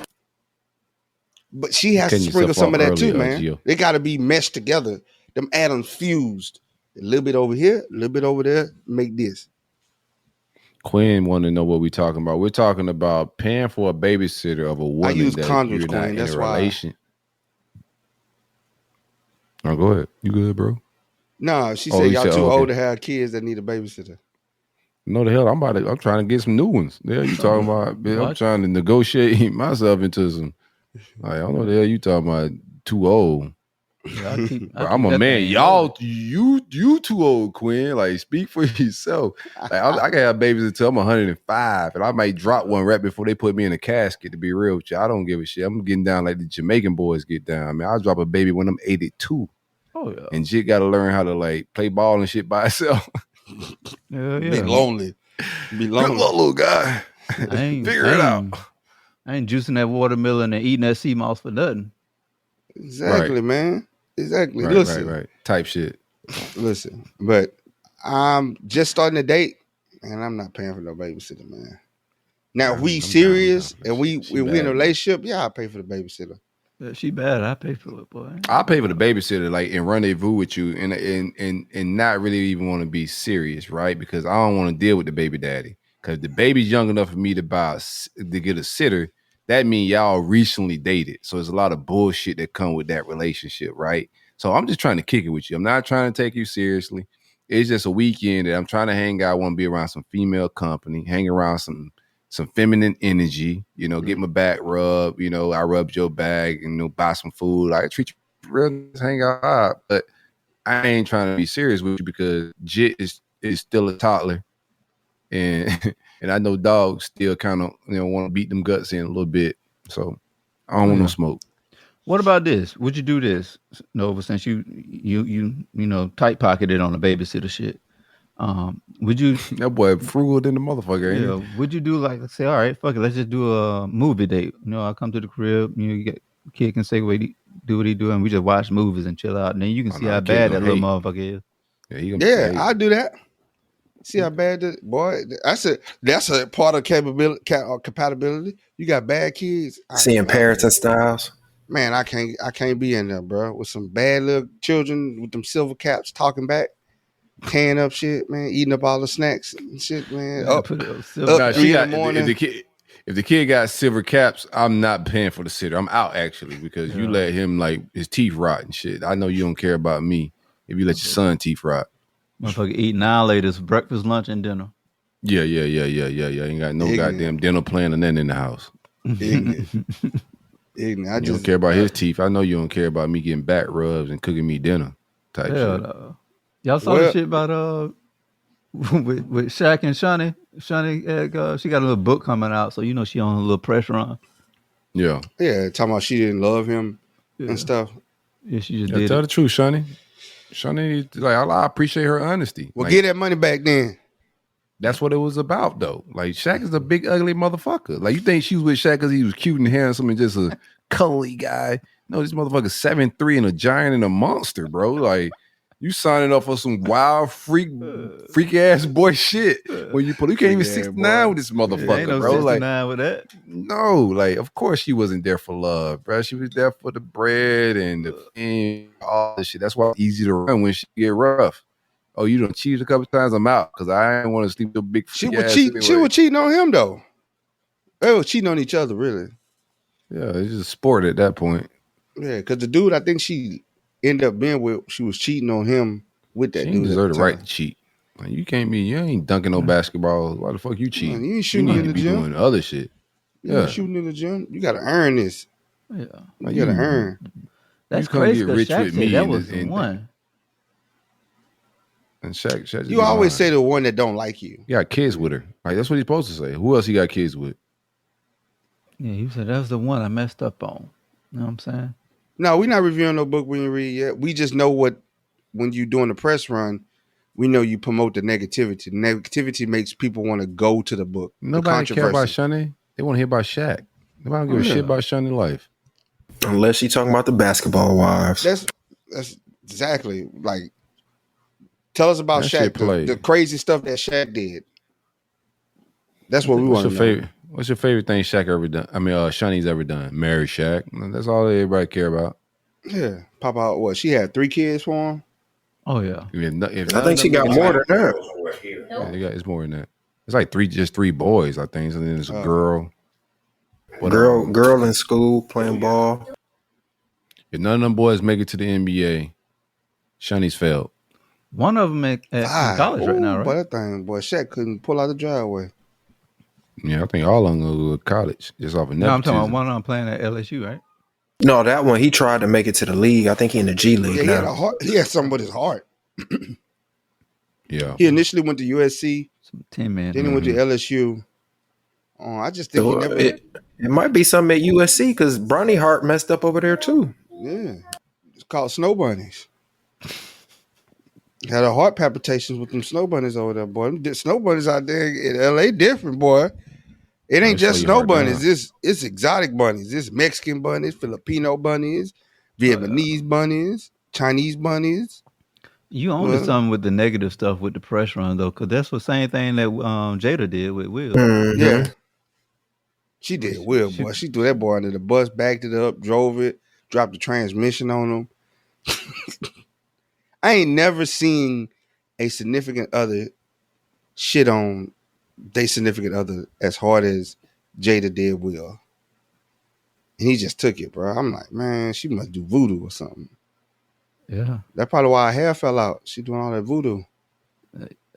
Her and Gabrielle, they was going back and forth with it. It was like they were competing. You see Gabrielle? Have you seen the lady, boy? They posted some pictures. Who, City Bay? Who's Gabrielle?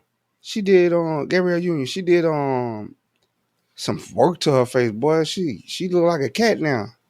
Old black cat. Oh. She looked worse. Like she shouldn't have did that at all. So, turn my man Dwayne Wade bisexual and stuff, man. She ain't turned that man nothing.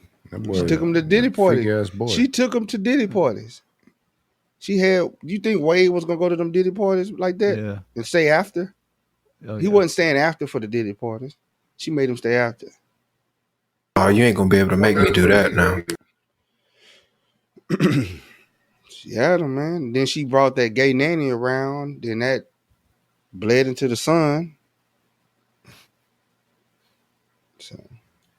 No, ain't nobody did nothing in Wade house that he ain't want to get done, bro. It's like accountability shit. We can't ask the women for accountability and then blame the women around Wade for doing freak ass boy shit. He's a freak ass boy. He's been a freak ass boy for a long ass time with the nails and the way his son is doing freak ass boy shit. Not to get into people's family business, but that's shit Wade wanted to do, bro. You're a freak ass boy. You know? We don't hate black women on Queen. We never hate black women. Sometimes the truth hurts.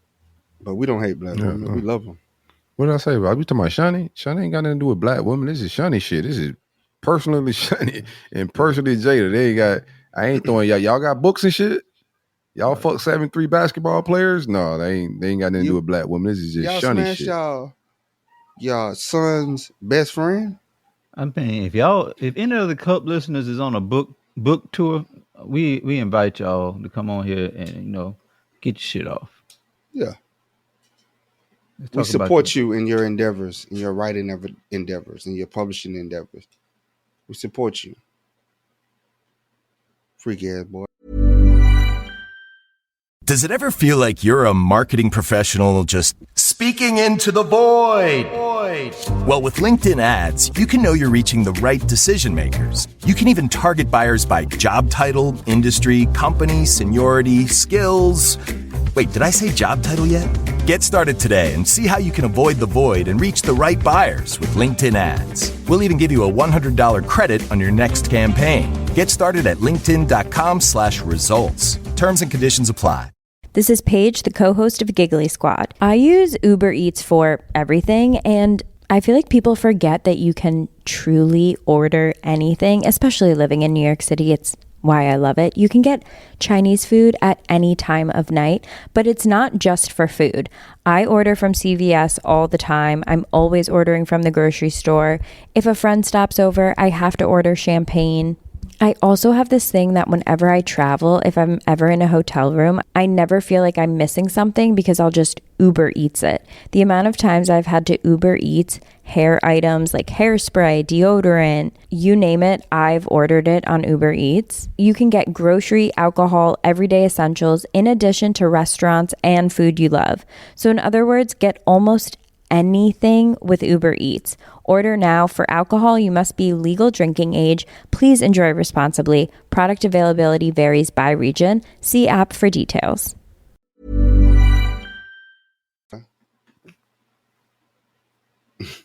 What you got? Silk? Yeah, navigating through it a little bit. You had a good fucking the shit you were talking in pre-show. Let's get into that. What you don't remember, do you? No, I do. I do. About a woman, the woman taking care of you, showing your worth and putting that coochie on you, then telling you, hitting you with the "don't fall in love with me." You doing all this. You flying me out. You boosting my credit score. You giving me her Facebook. Like this is a wholesome woman. I don't like. No, I like her. No, she need to write a book. Speaking of books and shit, like she actually keeps notes. Actually, she keeps notes on all her adventures in life. Oh yeah, then you was just a case study. I know, man. Indeed. Bruh, I mean, it sound like Nola Darling. Bruh, she, like I say, man, she put me up on the pedestal, throwing money at me, man, made it rain. I remember I was joking, right? I was like, man, I wish somebody had cash out me for on lunch. She hit me with $100 in a thing. Damn, gave you lunch money and everything. Yeah, man, lunch money, bro. I was like, man. She had one rule: just don't fall in love. Yeah, and then she put it on me. And as she putting it on me, she kissing on me and saying, "Please don't." You know, I play your role. I could tell, dog. Yeah. I was like, you know, I play your role. For her to say, "Hey, I'm done with you, freak ass boy. You don't know how to like stay in your spot." Nah, we got done because she moved away. So that was that. That was that. On some Robin Givens shit. We're cool. On some Robin Givens, Boomerang. Hey, Gio, you got some. you jumping in, boy. It should be loud in the bed. Well, it sound like you in the back room in the kitchen cooking. Yeah, sound that motherfucker at Waffle House, ain't it? Yeah. Plates and forks slapping on the table and stuff. People eating, smacking. Dude, you got a 4K mic. You need to give Shell your mic. Like that shit. He your shit pick up everything. Hers don't pick up nothing. He catches his neighbor's house. Get your ass in that kitchen to make me some eggs. Man, but yeah, bro, she, bro, everything was perfect, man. Perfect. Yeah, I've met women like that on some Robin Givens. I met a chick like that one time, and that shit was a mind fuck. I remember watching Boomerang, right? And you seeing Robin Givens get all weird with Eddie, give him the he was chasing it a little bit, and he got it, and she was playing to get him up. I ain't really fucking with you like that, just sex, and we just friends. Me, somebody, like I saw the movie, and I was just like, why he bugging? Like, it's a jit, because that movie came out. I'm fairly young, bro. This is like early 90s, mid 90s shit. So I'm just like, why he bugging out, man? She fine. He got 2 women, bro. Just vibe that shit out. But it is a mind fuck when you meet that woman that put that thing on you, and she's just like, oh, let's just be friends. Like, let's just kick it, chill. Slow down, Turbo. Like, why you trying to get serious here? Like, slow down. You don't want nobody else to have her. Yeah, you find a good thing. You don't like to let the good things go, boy. You don't let the good things go, boy. That's a rare breed. Gio, I'm talking about Gio making you feel like a king, Gio. Cooking for you, flying you out, putting you on planes, putting you on this pedestal. Is a great person, got a great personality, chemistry there. Showing you new experiences. Yeah, showing me, hey man, you worth more than this. You are a valuable black man. Bro, you ain't gonna want to stay there? Shit hit the fan. He dropped it. I want to put that in my little pocket. Put that in my pocket. Yeah, I'm holding on tight. I ain't lying to you. Man. Trey, you were saying more of a challenge. So that's how you approach it, like in a challenging way of, damn, she ain't really trying to be locked down like that. I'm finna try to lock her ass down. I'm a different personality. Like when women do that shit, I just be like, I got a thing of like, whoever I want to really want me. You feel me? Like I don't want to have to convince you to want me. I think that's the thing, right? So I think that should be like, we should both, especially in the early, we just met each other's stage, we should both want each other a lot. And if it's not that for me when I first meet you, and that's why it's a mind fuck, because if I want you a lot, you just on some, like we just hang out, like don't take it too serious, then I'm backing off because I'm just like, nah, I don't want to be in a relationship. If I conquer it with somebody that I had to convince or win over, you feel me? And I ain't with the win over shit. No, I only been in that situation one time, and it was on something like we was out, and you know, we both were feeling each other. The vibes was great, and then you know, afterwards we was like, all right, let's follow this, let's run it back, go on a date. And then on that date, it was on some shit where I fucked up at, and then it was, and she was like, all right, well, I think we should just be friends. And that's why I would say, all right, I see that. I know you fucking with me. I know you feel me. But, I fucked up. So I'm just, That's But what different it on the was, fuck up. That's different. That's different on the fuck up. It was like you fucked up a date and you fucked up the vibes and you're just like, that ain't really me. I had a bad day. Or that was a bad moment for me, but they ain't really my normal character. Trying to fix that because the chemistry was great. That's cool. But I think it's different than her just saying like everything went well, like everything went great, nothing went wrong. And she just on some, no, it was cool. We had a good ass time, but let's just keep this shit super platonic and vibed out. yeah, that was the shit first. different. Usually, I'm very player about it. You know what I'm saying? I don't care, but like my pops always You say, got out of always that character on one. that one. It's always that one that gets you, and that was the one that got me. And I was like, damn, boy, with all my life, boy, I've been cooling. And I was like, all my life I had to fight. I had to meet the OG in the The later best years part- of life. The best part of that shit is because when I had that situation with me, right? It happened. I could tell, old girl was feeling herself and shit, which she should have been. I'm gonna give you 100% with you. She should have been. I was fucking really kicking my coverage. You ever hit some shit? This is fellas talk. We super duper fellas talk, so ladies don't be offended. But you ever like hit some shit and you be like, boy, I didn't know. Boy, I didn't know. That shot went in. Bro, that shot went in. Do you work on that shot? In the resume magazine, do you work on that shot? I didn't work on this shot, and you make the bitch in the game. Like, you never work on this Euro step, but like the Euro step just happened out of just sheer God. You're like, oh shit, I made it. Right. And then she hit you with the, oh yeah, it was great vibe. The sex was great. Everything was cool, but I've been through some shit. I just got through a breakup. I ain't really feeling this. Like, bitch, like I shot my coverage and I went home thinking like, like, what's up? You know what I'm saying? So shit didn't work out. But I'm not gonna chase. You feel me? I'm just not, this is not my thing, bro. It's gotta be mutual. So I fell back, and then like a few months go by, she doubled back. Hey, what's up? Like things have slowed down for me. What you thinking about hanging out? Let's revisit some things. I'm just like, It's never good on the comeback. It's never good on the comeback. It's never that good on you the turn it, that Yui's gonna cost you. The word of me, man, that Yui is definitely gonna cost you a little bit. Now Yes, you indeed. realize that I'm the prize. Now you on my time. Now you on Demon time. Yes. Now I gotta handle you bag. I'm telling women drop the bag too, man. Women drop the bag on good dudes, man. Y'all drop the bag on good dudes. Fumble the bag. Fumble the bag. Dropping the bag is like you spending money. Fumble the bag is different than drop the bag. That's right. Yeah. Yeah. So they bust it definitely open. fumble the bag. They do it all. They fumble that mug. They fumble it a lot too, man. They Yeah. fumble it a lot. It's because it's some dudes out here that had women that wanted to do right. They was like, I'm gonna do right by this one, and it's like that woman just fumbled them, and it's just like now he in this demon era. He's turned into a villain. That shit be turning dudes into like, and I like dudes got to get like, you got to grow up past shit. I remember the first time I got my heart broke, and that shit turned me into a fucking monster. I was like Future in his prime.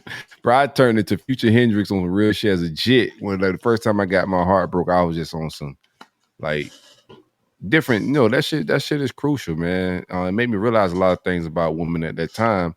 But now, bro, I'm not lowering my vibrational levels and getting like, you're not finna change my outlook on what I want out of love, what I want out of a woman, just because I meet a woman that ain't on par or broke my heart or let me down, didn't live up to whatever expectations I shouldn't have put on her. You feel me? Like any woman that don't live up to that shit, like I encourage any dude not to like just turn into a monster and be like on some fuck love shit. Nah, bro, like whatever you got, your expectations on what you want to build for your life, there are women out there that is gonna like live up to it. You feel me? You just gotta like keep going, keep finding yourself, and it's on God's time. God's gonna align you with who supposed to be. Don't try to do it on your time. Don't try to go find this woman. Just live life, work on yourself, and God will put that woman in your life, and vice versa. Women as well. Don't let no man throw you off of what you want. Like I see so much of this city girl shit of, oh, this dude did this, and then like, nah, fuck dudes. Nah, every dude ain't like that. Some dudes are down to do some righteous things, man. So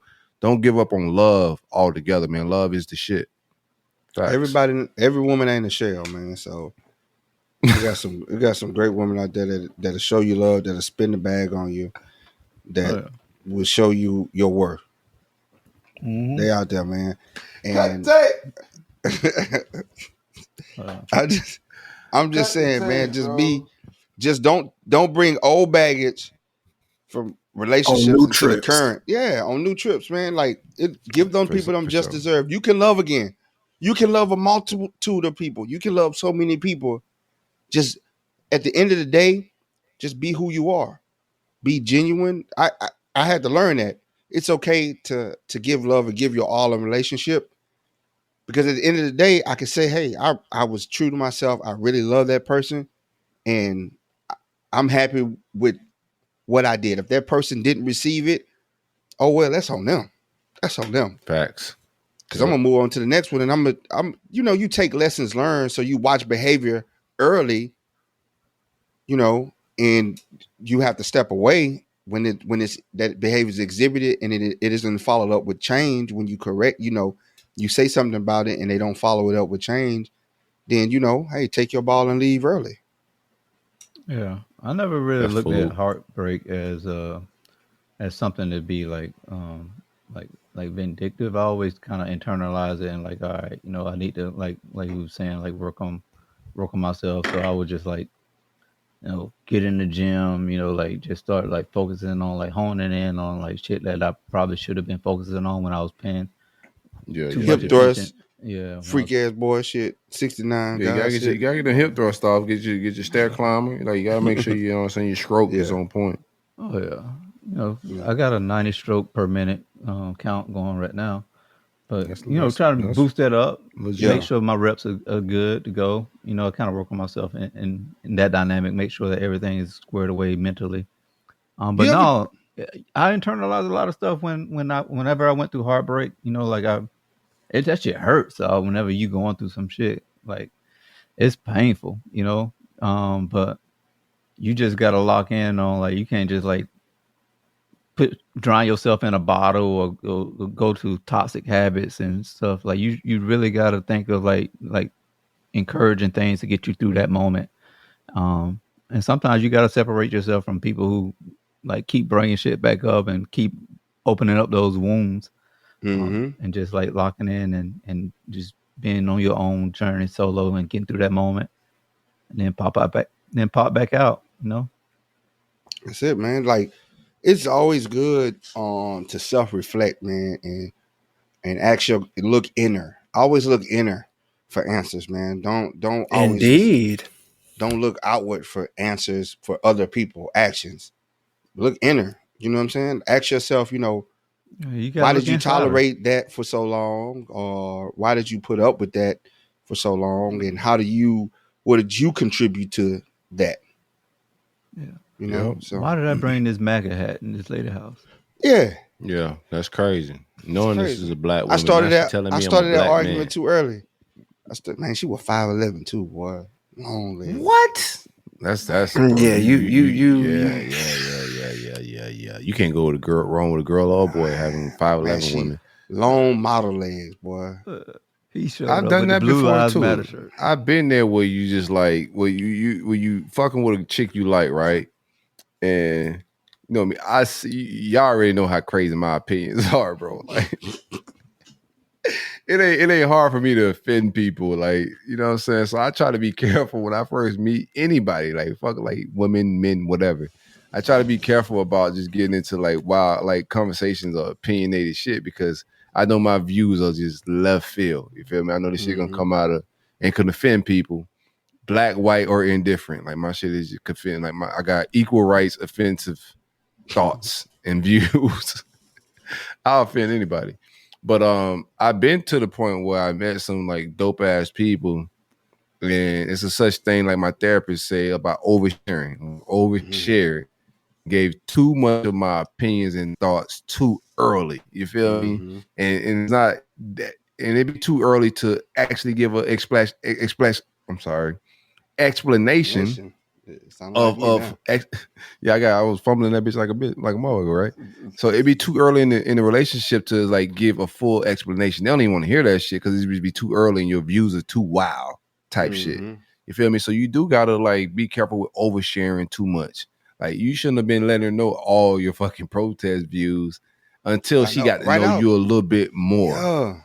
Because she could give you a LeBron James. You gotta like be a little bit more careful, bro. Man, he got that shit off out the gate, and it was already stupid, COVID. Bro. He had no mask on and nothing too, getting that shit off. He probably wore his fucking Trump shoes on the date. She was like, "Well, you get him a gold ass Air Force Ones from? Oh no, these Trump 3s." I look back, he ain't got no mask on, motherfucker. This is a whole dead giveaway. He done called it dead giveaway. He's like, I ain't got to worry about Kung Flu. You good?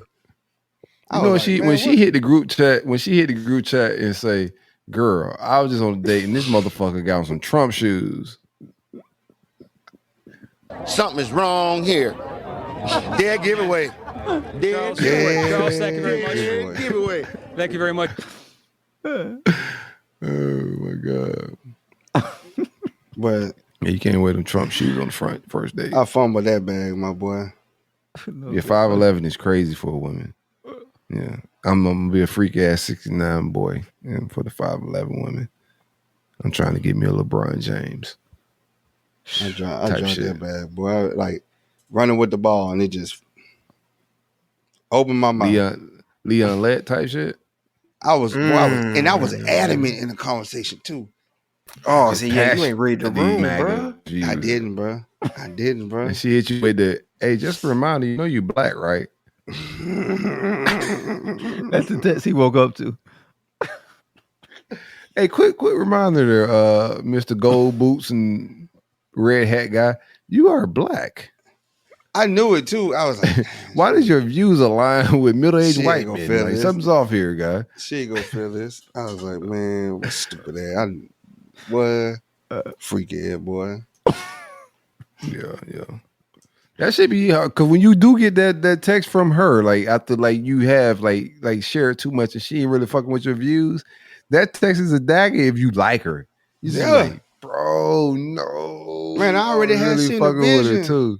I already had seen the vision, man. I was like, you was already going raw, huh? 5'11", bro. I was like, man, I've been trying to get rid of how me explain this to my young ones? Like, I got brother, sister on the way. Like, you think that's a hard conversation? I was asking. It's not. I don't think it is. The daddy was 6'5". Kids don't give a shit. The daddy was 6'5", and the mama was 6 foot, 6'1". Her mama was 6'1". Oh my god. Untapped potential, bro. Yeah, you messed up, bro. You gotta start sharing these young ladies' Facebook and Instagram handles, man. Like your mishaps could be somebody else's blessing. Like we may, you just never know. Just do a finder's fee. Just like your mishap your mishap on Shell is Stats blessing. Correct. Amen. Because Shell attack on you is definitely like when the little kid in first grade like the other kid in first grade type shit. She bullying me. No, she like you. And people. No, she just a bully. No. I'm telling you, bro. Like I don't know how to break this to you, but it's on. Nah, Shell, that's Dax old girl, man. I don't. Dax might swoop on your ass bother, but like, dog, like watch the last. If anybody's watching this, go watch the last episode. Every time fucking but every time Nova say something, she gonna call him a liar. And women that call you a liar for no reason, they like you a little bit. Oh yeah. I'm it's like kindergarten. Yeah, the girl you keep fucking just annoying at nap time, you got a thing for. Yeah. Podding with your work wife goes wrong. Yeah. You got a pod work wife? Having a pod work wife is crazy, bro. Having work a pod work wife. Godsend. When your Not old on lady the pod tripping, business. your old lady Maybe like a tripping. regular job, but in this fucking business. Oh no, it's not the on same. pod. That ain't my old lady, man. Look, you see, she wanted KB, but he said KB. He's like, we nah. really going there, huh? Oh, he really like we're going behind the scenes cut. Like we ain't Shit gonna have no really curtain uncut. up, no nothing, bro. Yeah, Nah, we 'cause call y'all it. not We about to call put it that uncut. jacket on me. We got the Stacks, bees. come We get got the your old bees. lady, We got the Stacks. bees up. We got the Stacks, bees come- up. We walking through the bees, man. Take your shoes off. Like enjoy the ambiance. It's incense lit over here. We come in Stacks, peace, come love, get and your old blessings, lady, man. man. It's the cup. Come get your old lady, Stacks. Yeah. She miss You you. want it like Stacks We is gotta make like it Boss Man D-Lo. You want to change your life? Come and get in with me. Got $40. He got $40 for you. Yeah, come and get in with me, baby. Get in with Big Baby Stacks. That's my guy. All right, we podcasting a little bit. Let's move it along. I gotta start adding more shit to the damn docket. That's my gathering from this, man. I try not to go too much, overhand with it. I got some, not on the docket. Just some game. Cheating is a character flaw. Is it not? Oh yeah. I think it's more like probably an insecurity, or you feel like a fear of missing out. Maybe it's a fear of missing out. I'll say Why you lack of cheat? discipline. That too. Which is a character Character flaw. flaw. Okay, I see what you're saying. Yeah, Yeah. I see what you're saying. It's okay. I've cheated before, and when I cheated, it was a character flaw. You feel me? And I think like it's okay if you have cheated before. I'm not attacking your character, but it is a character flaw that you can work on, you can fix. And But improve, everybody needs yeah. to be honest with each other, right? Even if you with your old lady, fellas, and you feel in certain ways in the bedroom, whatever it may be, communicate that. You never know what you may get out of it. But the most important thing is to be honest, even if it's a lack of like frequency. Hey, listen, baby, you ain't opening them legs enough. I get horny all the time. Can we find a middle ground? Can I get a hallway pass? Well, however you feeling, but just waking up in the middle of the night and lying and doing whatever you got to do, taking a PTO day to go cheat, all that shit is a character flaw. It's You too got to much be energy, honest man. about, yeah. Too You just much got to be energy. honest. Honesty is like key in everything. Like tell people what the fuck going on. And if you don't, even from a business standpoint, people gonna look at you crazy. Like as business, me and my brother was just talking about this. Like businessmen, I look at that. If you lie to your wife, like why would you not lie to me? I'm definitely not invested in you like she is, and look how you betrayed her. Yeah, I get you. If you could betray her for pussy, this ain't money. You betraying her for your pleasures, like just like lust. If you could do that to her, like what would you do to me for a game? Right? You may do the same thing for me. I think it's a character fun. Everybody need to like just watch how they move in those capacities, and if you are moving in a dishonest way, try to like correct how you move, and just be vocal with your significant other about what you're feeling and what works out. Maybe y'all can find a middle ground. That's what love is. It's really like even if you disagree, coming to a resolution about finding what works for both. You feel me? Yep, but don't that's just be lying, taking, stealing, spending money away from your family to go take this other woman out, dating her and all that, or dude out, whatever it may be. Just be honest with people, man. I watch Snap all the time. People be fucking killing each other. People don't even know how to divorce. Like people would rather like sometimes kill your ass than just go to court. And I'm just like, yo, just be honest about everything you're feeling, and it's not that deep, man. Everybody can move on with their lives. You feel me? Just be honest. Facts. Very valid. Some people don't want that, man. Some people don't want that, man. It's just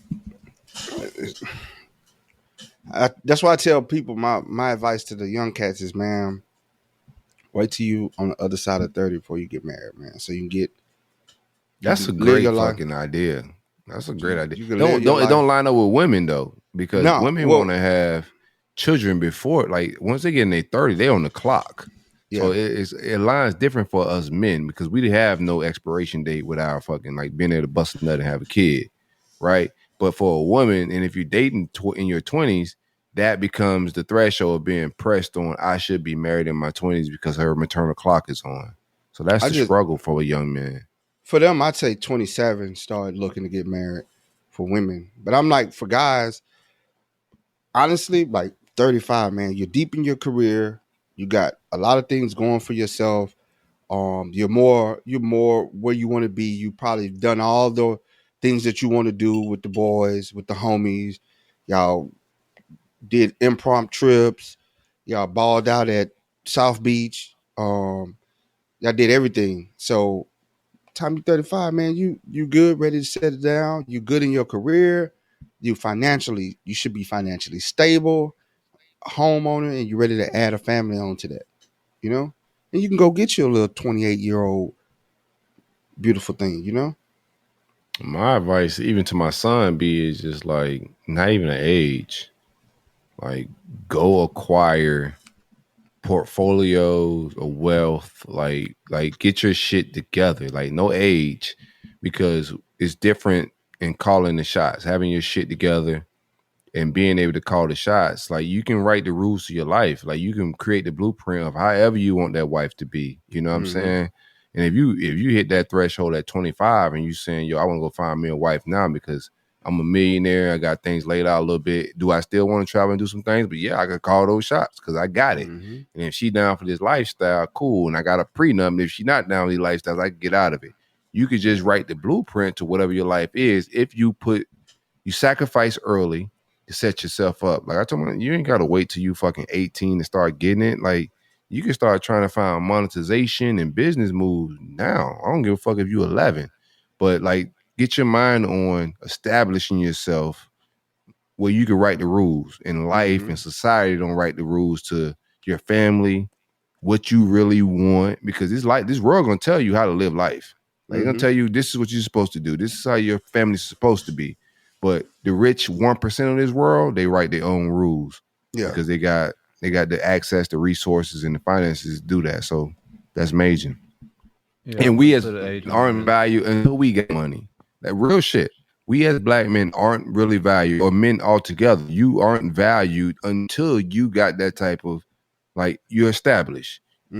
Before then, you're gonna be a peon in a lot of different aspects of life. You know what I'm saying? So establish yourself financially, and life is gonna be a lot easier for you.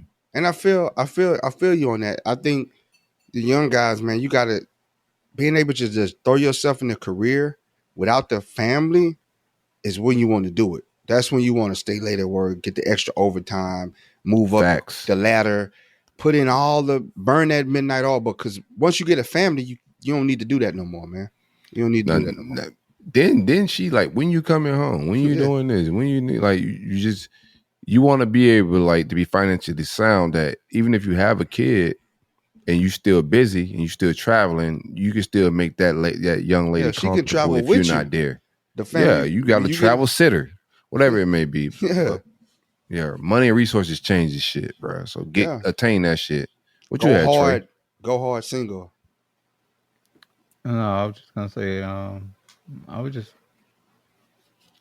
wouldn't put an age on it. I would just tell, like I tell my girls to just stay true to your morals and your values. You know, I type up, you know, my mission statement, my vision statement. I send it to them, let them read it. That way they can see, you know, stuff that I believe in, and, you know, try to instill that into them before they go out into the world. You know, just stay true to that. Like, you don't have to put an age on like when you want to have kids and all this. You know, just set your goals, stay true to yourself, you know, have some morals, have some values, and stick to it. You know, like, I think culturally we lost a lot of values and morals in a lot of sense. Nowadays it's just Sexy Red. Yeah, it's a lot of Sexy Red stuff going on. A lot of, like, I don't know, materialism, a lot of wild you see stuff. Like what Silk said. You see what, like, Silk said when he talked about the social media thing, like the women, like, having the social media influence on their life, and they're bringing it home and thinking that that's real life. They're talking that conversation. They're talking to you like they are in the comment section on the Shade Room. That shit has influenced us in a wrong and negative way, man. We gotta influence our daughters to want families. I know this hip hop, this culture of single women, independent women. No, I've raised my daughter with you gotta raise a family. And when you get in that family, I want to talk about that now that we're there. Like, good transition. We're on an hour and a half in, we vibing out a little bit. The show flow differently. Depending on who on it. But back to it, like, I tell my daughter on a regular basis, I give her the game on what it takes to be a black family mother. Like when you marry this man or whoever you decide to marry, he is to be the lead of your house. Do I want you to be an independent black woman like before you get married? Yeah, all that shit. Go get successful. You don't need a man to provide you a mansion or all that thing. You could go get rich too. You feel me? But the day you decide to marry a man, that is the lead of your home, spiritually, financially, in every aspect. If he can't fill that role, then don't marry him. But the moment you do get married, that's an order with God that needs to be set. God, man, woman. And this is what I tell my daughter. You got to be able to take the back seat a little bit and let that man lead. If you're not willing to do that, do not get married. You're not ready for marriage until you're ready to do that. So we do got to prepare our daughters, letting them know how black men function, how to move with a black man, how to build family, emotionally, what to provide, when to be there, when to pull back. And also, we got to just be there, like even with the dude, like whoever my daughter's dating, we finna be friends. Like, and your husband, I'm not there to lead. Like you to go to your husband. We got to teach them how to be black women and to take pride in being family women. Like in so many, like in a lot of aspects, even when from our era is don't depend on no man. You got to go get your own. That is cool. You got to teach that. But the values, like Trey said, we lost values. Yeah, the entertainment world has stripped some of the values that once was cool. There's not a lot of Cosby shows on TV. There's not a lot of Fresh Princes on TV that's showing a wholesome family dynamic of love, conversations, and building. You feel me? So I think we got to make sure they're not getting it from a media standpoint and entertainment standpoint. So we got to take time to give our daughters that game. Our sons too. That's important. But like on the other side of the spectrum, Trey was talking about his daughters. And I agree. Like I talked to my niece the same way. She was here for down Thanksgiving. I'm talking to her about whoever she may decide to date one day, like a certain quality of a man. And if he don't meet those qualifications, then forget all the love shit. The moment you get married, I think for us to reap the blessings, I'm a spiritual man. For us to reap the blessings of whoever we praying to, I don't know who you may be praying to, but all of them have a pecking order of the family order, and that's God, man, woman. You know what I'm saying? And if we don't fix that, we can't expect to reap the blessings of something we praying to if we're not even in God's order. That's so I'm gonna get off that tip, but that's my views of it all, man. Like family values come from the crib, and not just teaching our men how to be men and be out here to be black men and avoid the police and avoid bullshit and how to be, businessmen and establish himself. But our daughters need to know how to be queen women, raise a household, humble, have some meekness, let their husbands lead, all of that shit. Kill your ego for the betterment of the family. We got to teach that. Yep. My bad. I do get long winded. I'm sorry. No, you good. You hitting, you spitting facts. I'm gonna let you cook. ISO, ain't nothing wrong with it. I know. I'm gonna let you cook on that. That's some real spill, man. And then start everything. The foundation of life, the foundation of your morals, values, and how you're gonna take on the world starts at home, man. Your first lessons come from home. Yeah. First that's the protective bubble that prepares you for the world. And if we don't prepare our children for the world, then they're gonna be victims to society. Yeah, and that's where you kind of eliminate those character flaws that we was talking about earlier. Like if you can teach that in your home, teach being a man of character, being a woman of character. How to act. How to treat a woman, how to treat a man. You teach those, you instill that to them at home, and then you won't have a lot of these concerns. I think with and we don't see like this problem with our counterparts when it comes to other races, as far as like they don't put age limits on, like, oh, you make sure like you don't have a woman until you 30. They don't put they just, I don't know, it just kind of lost my train of thought a little bit on like where I was going with it. But I think we just got to get back to I think Nova was just like thinking from like a when he put the age on it from a man, I get what he's saying from a standpoint. I get what you're saying as well, Trey, right? You don't want to, like, because people mature differently and but as a man, there was like certain ages I'm even recognizing, right? There's certain ages where you just hit a certain different mindset off of just like just life. And a lot of time in your 20s, as a man, you really haven't tapped into all of your values yet. You really haven't really, like, you still like got a lot of ego, a lot of testosterone. You still leading with a lot of bullshit, a lot of pleasures. You know what I'm saying? When you start getting in like your mid 30s, that shit start to sing a little different. And things women you were attracted to in your 20s now is a Ain't turn there off. no more. Yeah. Right. The mentality of those women are a turn off. And then if you have already made that decision in your 20s of who you with, and then your mentality starting to change, now you got to flirt with the maybe the idea of blowing up a family dynamic. So I get what he's saying of like waiting to let your mind mature. Because they saying the brain is fully developed at what age? Like 25, 26, something like that? Yeah. So you're hitting like your fully developed brain at that age. You still got a lot of more maturing to do, evolving to do. While you could still be in good shape financially and all that, it still could be a lot of evolution of yourself and your brain. And if you 25, 26, how is that young woman? And like them evolving. So it's a lot of nuances to it, but I get the age thing because there's some truth to men hitting a certain age and start having certain epiphanies and things like that, bruh.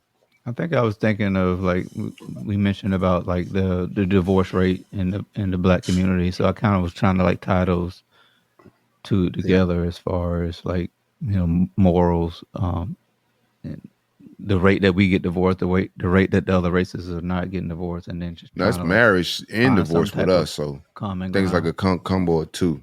I'm sorry, I didn't mean to cut you off. We always showing. I'll never tell nobody to stay in a marriage that you're getting abused in mentally or physically, right? But other things that I don't know where I was watching something, it probably was on Instagram, where they were showing women that divorced their husband because, it was they was on a dating show and the lady asked like, why'd you divorce your husband? Oh, he was boring. And I'm just like you watch too much social media. Like, to leave someone that treated you as you wanted to be treated and to turn around and say that person was boring. Like, well, 9 out of 10. Huh? Finish your shit. I'm sorry. No. What you garage saying? says. The missionary. Said garage.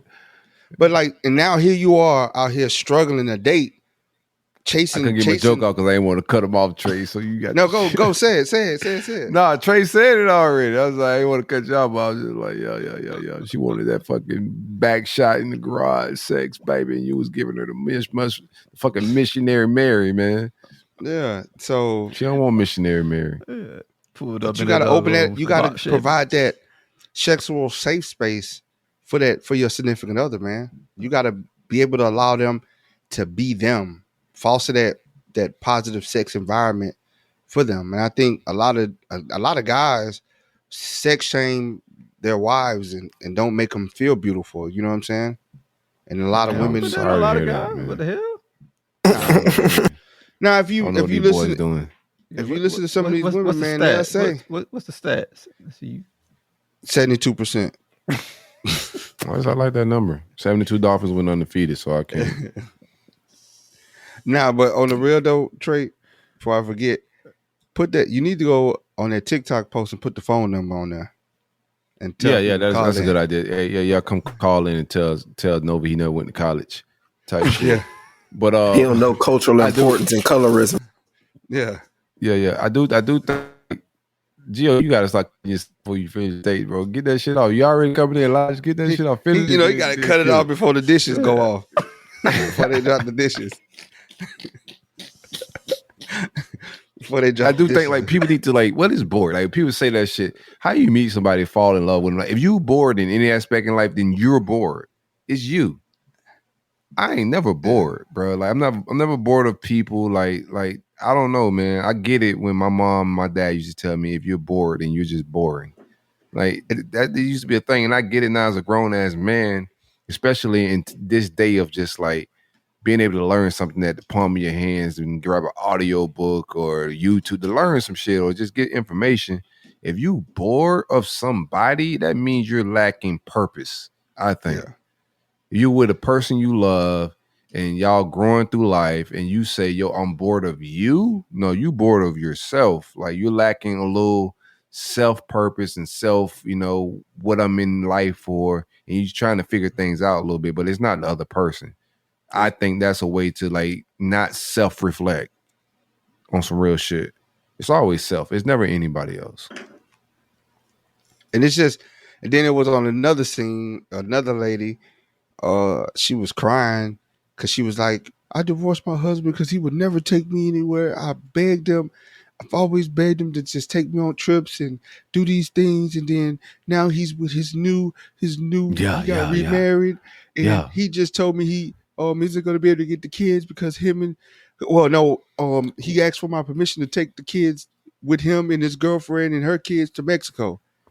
He probably wasn't in the financial position then. You just didn't wait it out. See what stand down to get you? Oh yeah. Type shit. Here's the thing, like whatever mistakes he made, you can correct with him. He gonna go do it. Like he's gonna make those corrections with the next chick. Like if he anything like the guys on this type of show, we cut from a different cloth. But you're dealing with a decent dude that's like working on his life. He may not be perfect, but whatever mistakes he make with you, if he's trying to correct them, like, and you still feeling him somewhat, you might want to just work that shit out, because if he's 80% good, 70%, even 60% good, that 40%, he's gonna try to learn from his mistake with the next relationship and correct that shit. He gonna double down. So your mistakes, the next woman get the benefit off of, and then she's in Mexico. Man, she was with this girlfriend. She was distraught. She was distraught in shambles, boy. She couldn't snot coming out her nose and stuff. I asked him for 15 years to take me. He wouldn't take me, but he marries this woman and takes our kids and then her kids. See what stand down to get you? Oh yeah. Gotta stay down. I just like that. That's Mexico. And why are you relying on this one? I be telling my daughter shit, right? Why are you relying on the man to do that? Like, I don't like this shit, right? Fly him out. And this has been a conversation in my house, bro. Like, I just like to get transparent. Like, and this is me. Like, I like to correct shit because I want my daughter to be an absolute boss. You feel me? Like, I treat her like, I don't treat her and my son no differently. Like, you need to go get rich. You need to go be successful. You need to go be a lawyer. Whatever you're trying to be, you need to be a dog at that bitch, like a fucking female Cochran. Go get your shit off. Like, so my daughter like nice shit, and we just sitting around the house, nice shit. And the comment was made, "Oh, you better find you a rich man." I'm like, yo, no, the fuck she don't. She ain't gotta go find nobody to get the things she want out of life. Anything she wants out of life, she needs to make decisions and make the sacrifices to go gain those things. She don't need a man to provide her any life she wants. She could do it herself. You feel me? And I think that shit is major from a mindset of women sitting around waiting on the man to come save them. No, ain't no man coming to save you. Save yourself. Like, brain the lifestyle you want, go work for that shit and build that shit yourself. You don't need no man to provide that for you. It's 2024. Cut on anything. Women out here getting it. And you could do the same thing. Ain't nothing stopping you from doing it. You want to go on trips? Take him on a trip.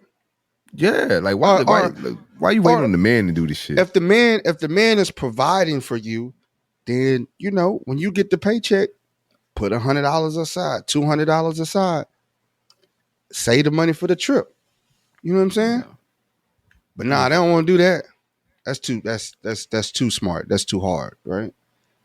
No, don't be stashing my money to the side for no trip. Not around my for niggas, us. he can. No, brokey.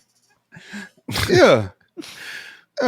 Want me to do something for you? You can't do it for yourself. You want Ruth Chris? Can you afford Ruth Chris? Did you get it without me? Then you should be good. Can you buy me Ruth Chris? Exactly. Yeah. Brokey. Ruth Chris expensive? Yeah, I don't think nobody. It used might to be the new Applebee's now. Yeah, that shit ain't really. When I seen all them weave hats in there, bro, I was like, damn, this ain't hitting no weave hats like that, bro. Don't do black women it ain't like exclusive. that, though. Ain't it, white women wear weave hats? Asians wear weave hats? Why you beefing with weave hats? I don't like that, man. You seen that video I sent to the group chat, man? I ain't never seen none of bald headed under, bald headed ratchet.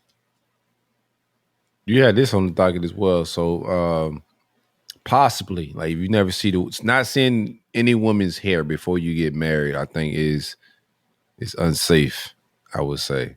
Boy, you are treading in some dangerous waters, not seeing your soon-to-be significant others without the weave.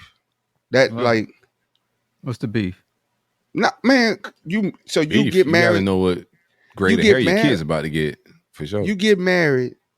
Say you get married, man. You better not come on here again without a Y'all been together for 3 years, and you never seen it without a weave kit.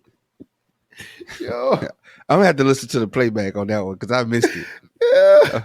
What did he say? Boy, she firing you up, boy. That shit, bro. She said, "No, you don't come back on the show without a hat." Is what she told you, bro. You remember that shit? Don't act like you remember that shit. Oh, okay. No, I ain't hear him say that. Out. But listen, she said she definitely shot that. That wasn't even a shot. That was a cannonball. She told that. But it's like you've been together for 3 years. She been Weaverachi, all this the whole time. You eventually got to see them braids under that skull. Man, ain't no way you go 3 years without seeing it, bro. Man, it's possible. There's some women that they always got their hair did. They got their hair did all the time. And one day you just catch her slipping. That's too long. I don't think you catch her slipping, boy. And that thing be bald headed, no edges. Like she got like a piece of hair in the middle, bro. What would you do? Press charges. You go in there like that. You seen the video of that one girl, man. She had like scabs all over her head, man.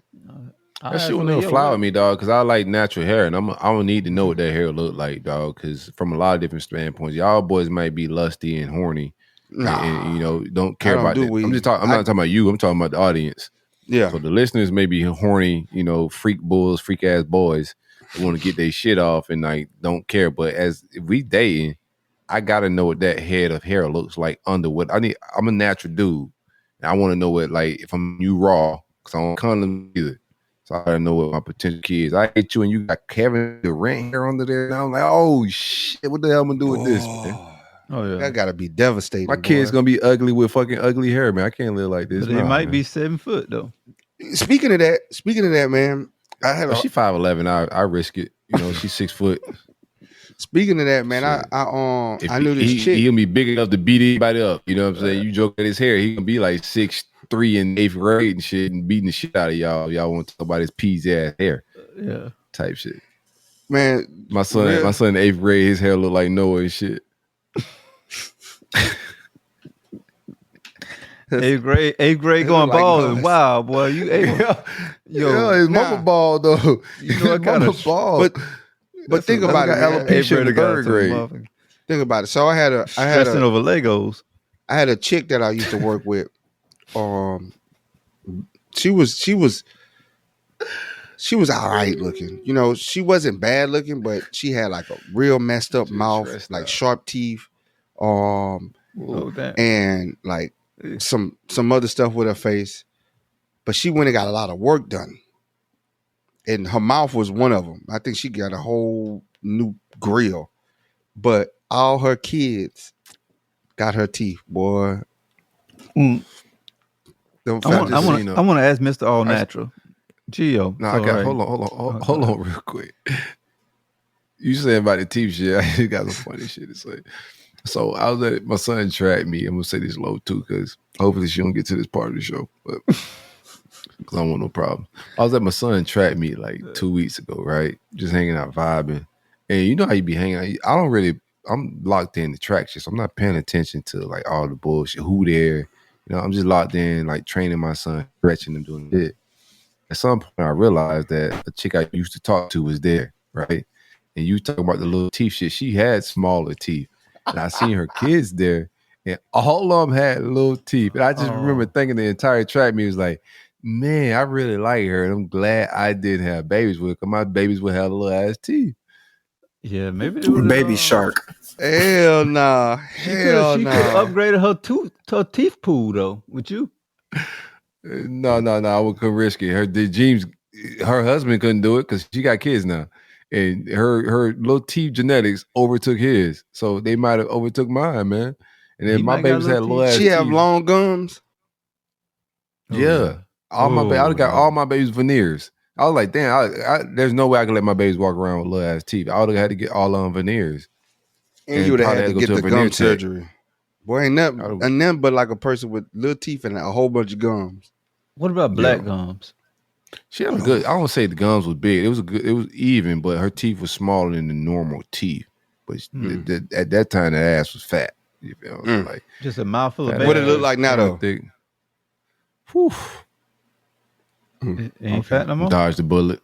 No, Man. yeah, but it's too fat now. You ever type shit, bruh? Man, I be looking at dump chicks truck with the baby teeth. I be looking at chicks that I shot my shot at, and they shitted on me, boy.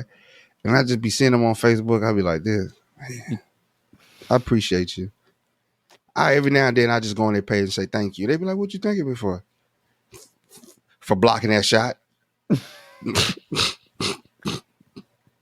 For blocking that shot because I would have been stuck with you. I got so many jokes around this shit, but I just want to be kind, man. You know what I'm saying? Yeah. Depending on who listening, they gonna know who the fuck I'm talking about. So I just want to be kind, but I got so many more great jokes, bro. Because I heard we know each other too as well, and he know that we dead, and he seen me out there, and it's like he be feeling some kind of way. This man approached me before. Like I won't get deep into it before on some shit. On an old relationship, he being tender. Oh yeah. Don't act like that ain't the thing. Oh, yeah, dudes be because I can't talk about it like I want to, but we have mutual like family and friends as well. So it's like he got to smell my cologne regardless type shit. We gonna see each other here and there. So we already knew each other before they started dating. So he came to me. Keep in mind, I've never been in a serious relationship with this chick. We was just kicking it for a good little summer type shit. You know how that be. We had a great 6 months, but he knows of it. Ran into him before. This was before they got married, but when they first started dating, he I'm not gonna say ran up on me because you can't run up on me. You feel me? But he came to me about, hey, I'm dating her. I see y'all in the gym where y'all interact and talk. I just wanted to let you know that we are dating type shit. And I was like, yeah, that's when I see her and I interact with her. But it did explain to me why he was playing defense so hard inside the damn court. I was like, bro, that's why you been trying to guard me like you fucking Garrett Payton in his prime and Dennis Rodman. Trying to prove himself, yeah. Yeah. Now it all adds up. That's your girl, man. But man, bro. Yeah. Good luck with that, man. Let me know if you like that position she give you and whatnot. Hustling. I give you some points. You should have been like, she still do that little thing. Look. No, I hit her with it. You gotta hit him with it. She's a great girl, like real great girl, bro. Like don't let me cloud anything y'all got going on. Great, which is true. I'm not gonna lie with you. She's a great person. You know what I'm saying? I don't think he gonna swing on this shit at the game, bro. You know he watching this. Oh yeah. He gonna throw a track click at you. Watch. Hey, you talked about that. I told you he know me, so he know not to do no shit like that. Oh yeah. I smoke a lot of weed. I'm peaceful now, but it's only I can go Kendrick and have, you know what I'm saying, Gio write me some shit any minute now and get the woke Muslim brothers in town to run down on him. Oh yeah. Freaky ass boy. Freaky ass boy. I want them problems, Crody. Don't speak on the family, Crody. When you speak on the family, Crody. I'm just playing. What'd you say, Trey? Oh no, I was saying that y'all was talking about the reaction of when like you meet somebody and then she busted. But have you ever met somebody and damn, they still fine as fuck? You're like, damn. Yes. Yes. Yes. Ran into some of those too. Ready to pay that ticket for that Yui. Yes. You ran into one with like, you fucked up on the Yui and you're like, God damn, I should have maybe dyed my grades today, bitch. That motherfucker still look 25, bitch. Damn, boy. Type shit. But or they tell you had a shot to shoot and you didn't shoot it. Oh, shot clock ran out. Yeah, and you like, bro, you never told me I was clear to shoot the shot. Mm-hmm. I never have those because I'm gonna shoot my shit. Yeah, you ain't gotta give me no signs. You ain't gotta give me no signs. My shit. I ain't never had no motherfucker. I shot that bitch and was like, oh shit, well, I gauged that bitch wrong. I thought she was fucking with me, but I never shot a shot and was like, or didn't shoot a shot. Like, damn, I should have shot it. I be thinking everybody like me. Oh yeah, I'll shoot that motherfucker like a dog on. Oh yeah. Man. Real shit. To this day. To this day, I wish I would have shot that shot when I had the opening to shoot it, bro. Sniper gang. I held the ball at the time clock run out, bro. Turnover. You scared? What stops you from hollering and taking the shot? Trying to play the long game, trying to be a gentleman and walk her down, and didn't read the conversation right. Didn't read the conversation right. I've had where like I knew I was going to eventually shoot my shot. Mm-hmm. You know what I'm saying? Like you peep some shit, like bro, that's bad right there. But it may be you trying to gauge it. Like it may be out of my range. This is a 3-point. This is the pro 3-point line. It's not the collegiate 3-point line. It may be out of my range a little bit. So I want to make sure I can hit this shot. You know what I'm saying? So you gauging it, you like testing it, friendship wise, like on some just conversation, trying to see what feedback and vibes you get back. And I played it a little longer than I should, and the woman just be on some, hey, you want to hang out type shit. And then when you go on that date, she tell you like, I was feeling you like 3 months ago. And I'd be like, damn, I should have shot this shot 3 months ago. What the fuck are you doing, boy? Yeah. I can't shoot it now. You could have been pregnant by now.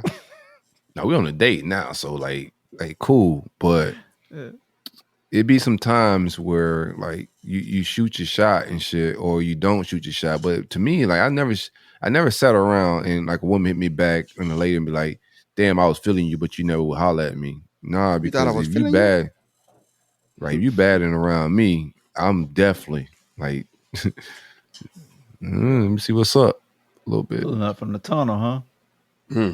Why not? Pull up from the parking lot. That boy shooting at the parking lot. That boy like the XO. My hip percentage is high now. Yeah, it's still on some Steph Curry shit too though.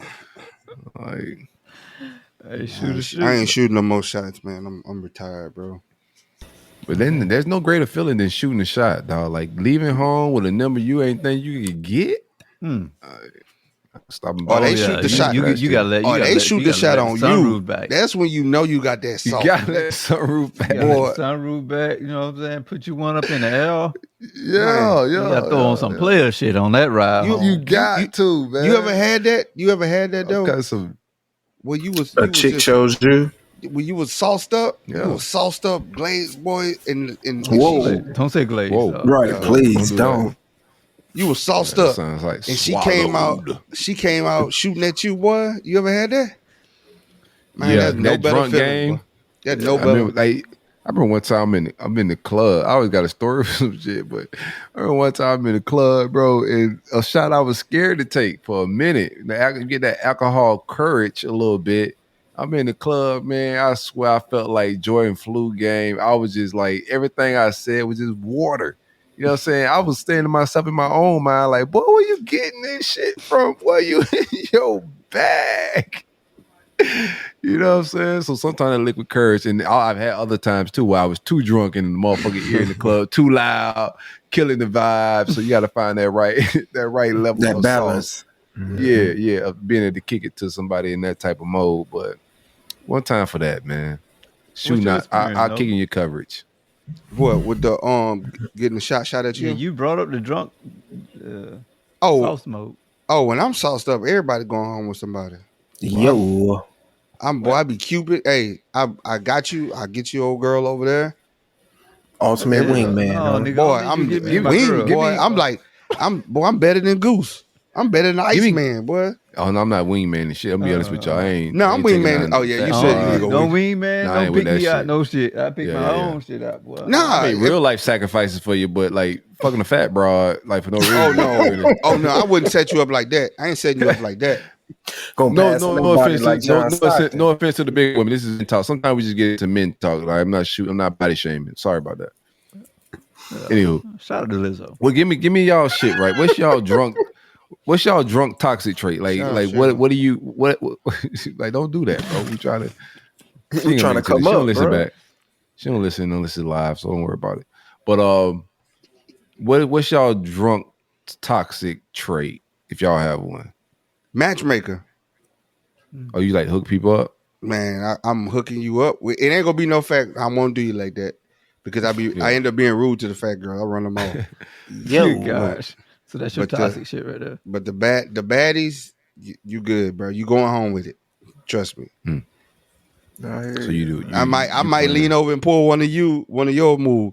Man, I ain't never seen my boy talk to. He won't really talk to me about it in the club like that, man. Like, man, he really feeling me. That boy Hey, I brought call you a heat drink. for that shit.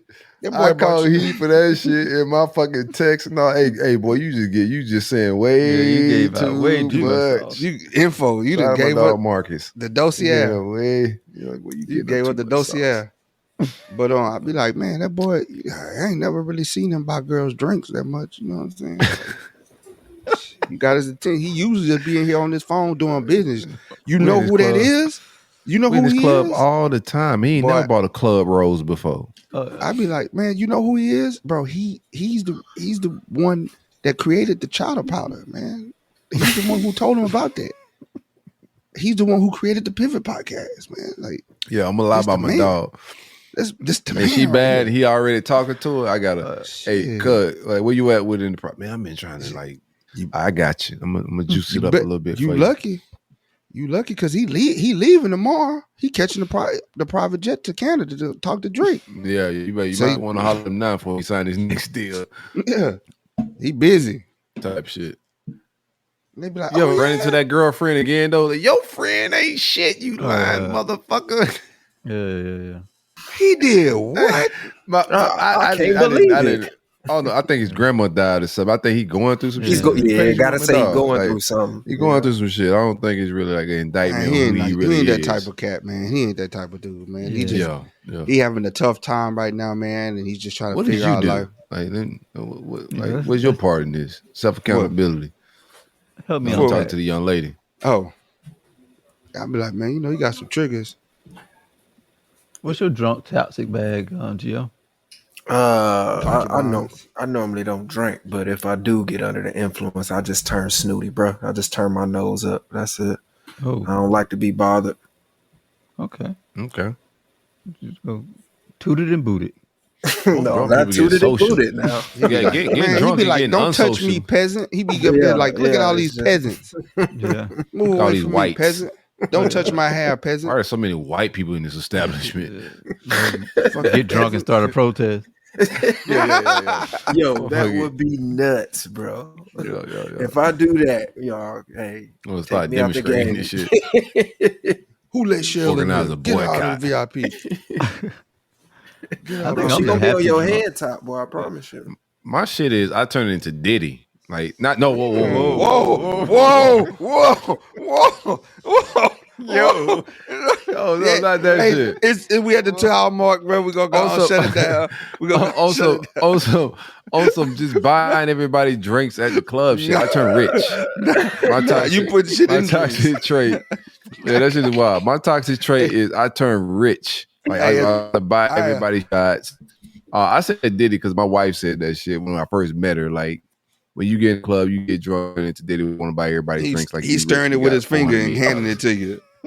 Bro, I am I'm not taking a drink from you at the party. When we do the live show, of the party. Like without the Diddy boy shit. Without the Diddy, I ain't buying no dude shit. But on some life of the party shit, I'm a life of the party type of guy. Yeah. You know what I'm saying? When I'm drunk. And I don't get drunk in front of everybody, but that's been like my vibes. I used to promote clubs, drink a lot. Ciroc was crazy. And just turn into a ladies' man, funny, all that shit. Want to get everybody drinks, want to entertain. That's my toxic trait. It's just, I didn't start people pleasing this shit and just making sure everybody having a good ass time. But that shit could concern that guy at the party. Sometimes could turn like, hey man, just sit your ass down. So that's my drunk toxic trait. That shit hit your pockets too. That Diddy shit was crazy, right? Yeah, you wild out a little bit. It's been a good show. We're running late. Yeah, let's get up out of here, man. We over 2 hours. Hey, what y'all got, man? Any shout outs? Shout out to everybody on TikTok, man. That's in the comment, man. Call the number. Call the number if you want to leave a voicemail so I can hear your voice. Hear you tell me how you feel about colorism. But drop that on there, Trey. Drop the phone number, man. Yeah, put that in the chat. Why not? Call in and curse us out. Yeah, the phone number 470-851-6735. They is lighting his ass up on TikTok. So if you want to see something entertaining, we'll put the link in there too, so you can light his ass up as well. Like OG Giddy say, man, I respond right, Mr. Respond right back. I respond right back. I gotta make a TikTok. I don't have a TikTok, so when I make this TikTok, I'm gonna get on there and egg them on. How the hell you TikToking? Junior, come here. Let me take me up a TikTok. Man, the youth be knowing everything, man. I ain't gonna lie to you. So you gotta figure it out. I gotta get on TikTok though. Hey, any other shout outs? Y'all boys good? Yeah, shout out to all the moms. Mother's Day this weekend. So shout out to all the moms out there. Happy Mother's Day. Happy Mother's Day, Queen. Steph. She left when Mother's Day. What y'all doing? Anything special for Mother's Day? Y'all got anything lined up or no? Y'all good? Everybody Gucci? Just vibing? Yeah, we Gucci flip flops. Avoiding crowds? Yeah. I'm gonna take the kids. Oh, that's what's up. What's she gonna do? I'm gonna spur them. Mother's Day. She ain't do shit with the kids. Don't no. You gonna spur them? Yeah, I'm gonna spur them. He said, "I'm gonna take the kids." Oh, you don't watch the kids anyway, nigga? Hell nah, fuck them kids. Fuck They them gonna get kids. custody this weekend. FTK. FTK. Judge, let me get my kids back for Mother's Day. Let me help you out. Super dad. Then take some pictures, post them on Facebook like I'm a super dad. And then go back to being a piece of shit. Happy Mother's Day to my mom, man. I don't know what I'm gonna do this weekend. My mom not a crowd person. She don't want to really go out, do that type of thing. But I know I'm gonna be at the crib with her. I'm gonna love on her. I'm gonna hug her. I'm gonna give her like all the flowers she deserves because she's one of the greatest mothers to ever live and walk and step on this planet. You know what I'm saying? Definitely a mama's boy. So I'm gonna make sure I give her all the love and attention that she needs this weekend. Everybody should do the same for their moms on a regular basis. Just pour love on them. You know, they're important people. So Gio, no big you plans. You gotta wash the dishes this week. No, I probably am gonna have to end up cooking some type of meal for her. So we might be in the plans. Yeah. Yeah, I ain't finna cook shit this weekend. I ain't finna cook a damn thing. I'm going live when we at the when we doing the live shows, just so I can have witnesses.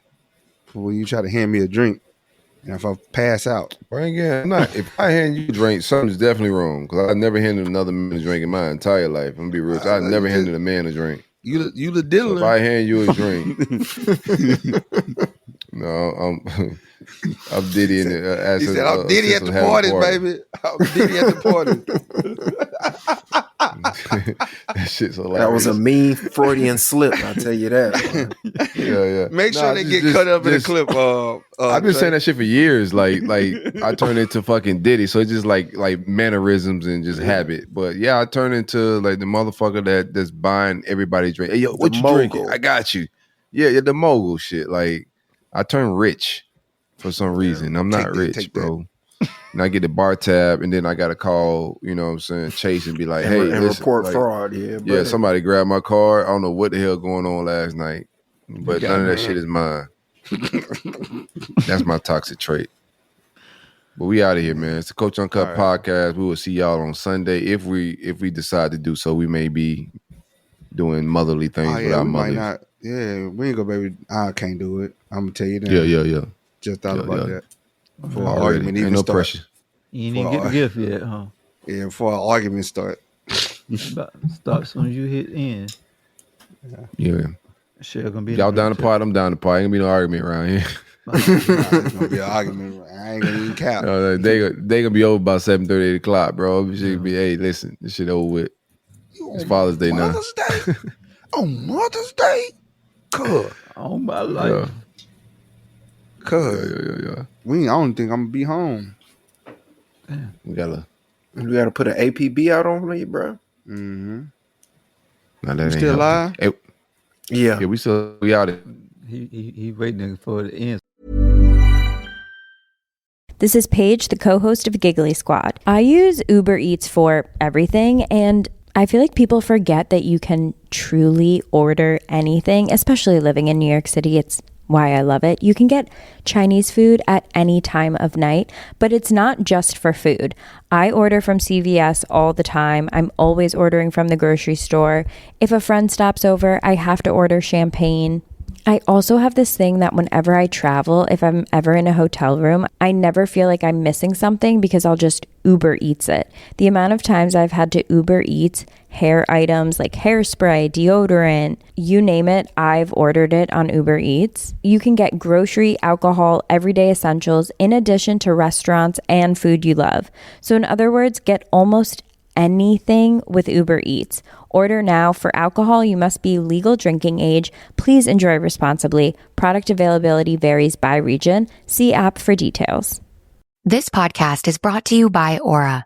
Imagine waking up to find your bank account drained, bills for loans you never took out, a warrant for your arrest, all because someone stole your identity. Hackers aren't waiting. Why are you? That's why we're thrilled to partner with Aura. Your personal data is a goldmine for hackers, and Aura helps lock it down. Aura monitors the dark web, blocks data brokers from selling your information, includes a VPN for private browsing, and a password manager to secure your accounts before criminals break in. For a limited time, Aura is offering our listeners a 14-day free trial plus a dark web scan to check if your personal information has been leaked, all for free at aura.com/safety. That's aura.com/safety to sign up and start protecting yourself and your loved ones. That's aura.com/safety. Terms apply. Check the site for details. Acast powers the world's best podcasts. Here's a show that we recommend. Hey, you know what'd be fun? If we could go back to the 80s and watch all those awesome summer movies at the multiplex? You read my mind. Hi, he's Javier Grillo-Marxuach, Emmy-winning writer-producer of Lost, The Dark Crystal Age of Resistance, and The Witcher. And he's Paul Alvaro Dykstra, co-founder of Fantastic Fest. Join us on our cinematic adventure that is Multiplex Overthruster. Our entire first season is now available, spanning the summer of '82. We're talking Star Trek II, E.T., Blade Runner, Tron, Rocky III. And on Memorial Day weekend, we kick off the summer of '83 with new episodes weekly covering Return of the Jedi, War Games, Trading Places, Krull. So we'll see you in line at the multiplex. Multiplex Overthruster. Acast helps creators launch, grow, and monetize their podcasts everywhere. Acast.com.